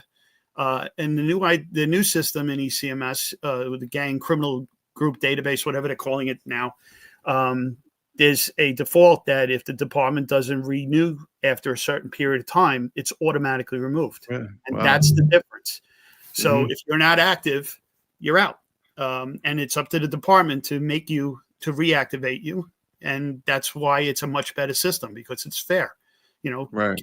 Kids that were in young grow up, they move on, and they're out. And that's the difference. And that's why I hope it does survive, because you see these shootings going on and these stabbings with these kids. It's absolutely necessary to the investigations. Yeah, 100%. It's an absolute lie. It's an absolute lie what the city council is saying, that it's going to prevent someone from getting a job or anything like that. It's not even shared at all. It's internal, and like you said, I've seen it work. I've had shootings in one development, and we can if we can identify that victim, we can, if Eric Dim and his guys weren't around, or my FIO teams weren't around from PSA 7 to say, oh, that's Ron Leyson and he's from the YGs, we don't know that we have to go over to this development now, because that's where the retaliation is going to happen while we're investigating this shooting. It's absolutely saving lives, and that's what they're missing. It's saving lives. It's not detrimental to anybody's life. It's saving lives by having that. So great question, Rob. Great question to ask, the perfect guy to ask. All right. Anything else? Because I don't see any more questions coming up. We do have 2 closing questions for you that on the Finest Unfiltered, we ask all our interviewees. I don't know if you've seen it in the past. So how old were you when you got on the job? 20 years, 4 months That's right. old. That's right, because you were underage, right? But let's say question number 1. Kevin, knowing all you know and all you've been through, you go back to 1988. Do you do it again and join the NYPD in 1988? 100%. Without blinking an eye. It was the greatest experience anybody could ever imagine. And the reason is because the opportunity to do something about what's going on was there every day. It's just a matter of whether you choose to take that road or not. You want to be dead, you can be dead. But I just got so much pleasure and reward out of doing something that I knew would affect people's lives every single day. And we agree that you've absolutely made a difference in this city, in this job, and everything else. Second question, knowing everything that you know about policing in 2025, if you were 20 years old today, do you join the NYPD? 100%. You do? Yep. And because administrations change, police commissioners change, policing is still policing. There's different tools, and it's the same thing my father said when I got on. I could never be a cop today. And I said, yeah, but you didn't grow up with the technology that I had back in that time. It's the same as these kids coming on now. Cell phones are attached to their ears. The body cam is normal now. They've just evolved into a different police officer for a different time. But the reason to be a cop is still the same. And the proof is 1,000 kids just went into the academy. So there are still a lot of people out there that want to be the change makers out there. Thank God. That's great, because you're only the second person that's been interviewed on the network that says that. Tom Joyce was the first, and now you're the second, and I commend you. I commend you for saying it, because I don't know. I said I wouldn't. Just don't know that I could navigate the job today as it is. So, Rob, any closing thoughts before we talk about the upcoming shows? Yeah, Kevin, I just really want to thank you for coming on today. I mean, you did a phenomenal job. Your career is stellar. I mean, it really is. You had a passion. You went for it. You made change within a huge department, right? 35,000 uniforms back then. 15,000 civilians, and you were able to make breakthroughs, make change, and really help the people of New York, and also cops. And you took care, and you're a great leader. So I really appreciate you coming on, and thank you for your service, and I wish you and your family the best, and enjoy retirement. Right? It's always nice to be able to sit back and enjoy it now. So I'm still trying to get my PTSD under control, but that's what LinkedIn's for. So we'll keep it up. Yeah. You got to keep putting stuff out, right? That's it. But thank you, guys. I appreciate the opportunity. It's a pleasure. Yeah, we really appreciate it. We're 2 hours and 40 minutes into it. Conversation was great, and we kind of cut it short in a couple of places. It could have been a lot longer, because you had a great career, and have great stories. I don't want to say stories to make it sound like it's fictional, but you have great experiences to share with our audience, and we really appreciate you doing that. And the fact that we have 500 viewers watching now, and we've been able to maintain a steady number throughout the viewing is a testament also to your story, that you've been able to maintain an audience and keep the people keep the people's attentions, because a lot of times they jump on these shows, these podcasts, because they want to hear different types of stories, and then they see an interview and they're like, I don't want to hear about one guy's thing. But I have a lot to say, and we appreciate it. So hang out with us for a couple of minutes. We'll talk to you in the studio. I just got to talk about the upcoming shows that we have on the Finest Unfiltered Network. So tomorrow at 1:05 p.m., you have the Sal Greco show. They're going to talk about the NYPD's trial room. It's titled the NYPD Kangaroo Court, where Marlon Bethel had recently sat in on the Frankie Palagucci, I'm not sure if I'm saying his last name right, Palagucci case. And that's a case that involves hair testing. And they're going to talk about the process, and do you get due process in the NYPD trial room. And then we have I'm going to take that down. No, let's take us down. I am blowing it up now. Sorry, guys. There we go. Sorry about that, gentlemen. On Friday, you're going to have the roundtable from New York's Finest Retired Unfiltered with with John, Eric, and Marlon. They'll go over any upcoming news and recent happenings and recap the week in the NYPD. And then Monday, they'll be back for their regular 0805 show with Eric and John. And then on Tuesday, you have the 10-4 Tavern with Tom Joyce and Pete Fiselli. That's Tuesday at 7:05. Sal Greco will be on at 1:05. And then the 10-4 Tavern will be on at 5:05 p.m. And this coming week, they have Lieutenant Paul Belly. He's retired Sacramento County Sheriff's Office. He was a homicide investigator, homicide commander. Really, guys, check out this show. Tom and Pete have a different format. They sit back, they talk to people from around the country in both local law enforcement, investigatory assignments, federal leaders. It's really captivating to hear about the stories and the cases that you're familiar with, and they will talk about that on Tuesday at 7:05 p.m. And then we will be back again next Wednesday at 5:05 p.m. with the next Executive Perspective. So until then, everybody, thanks for watching. Be safe.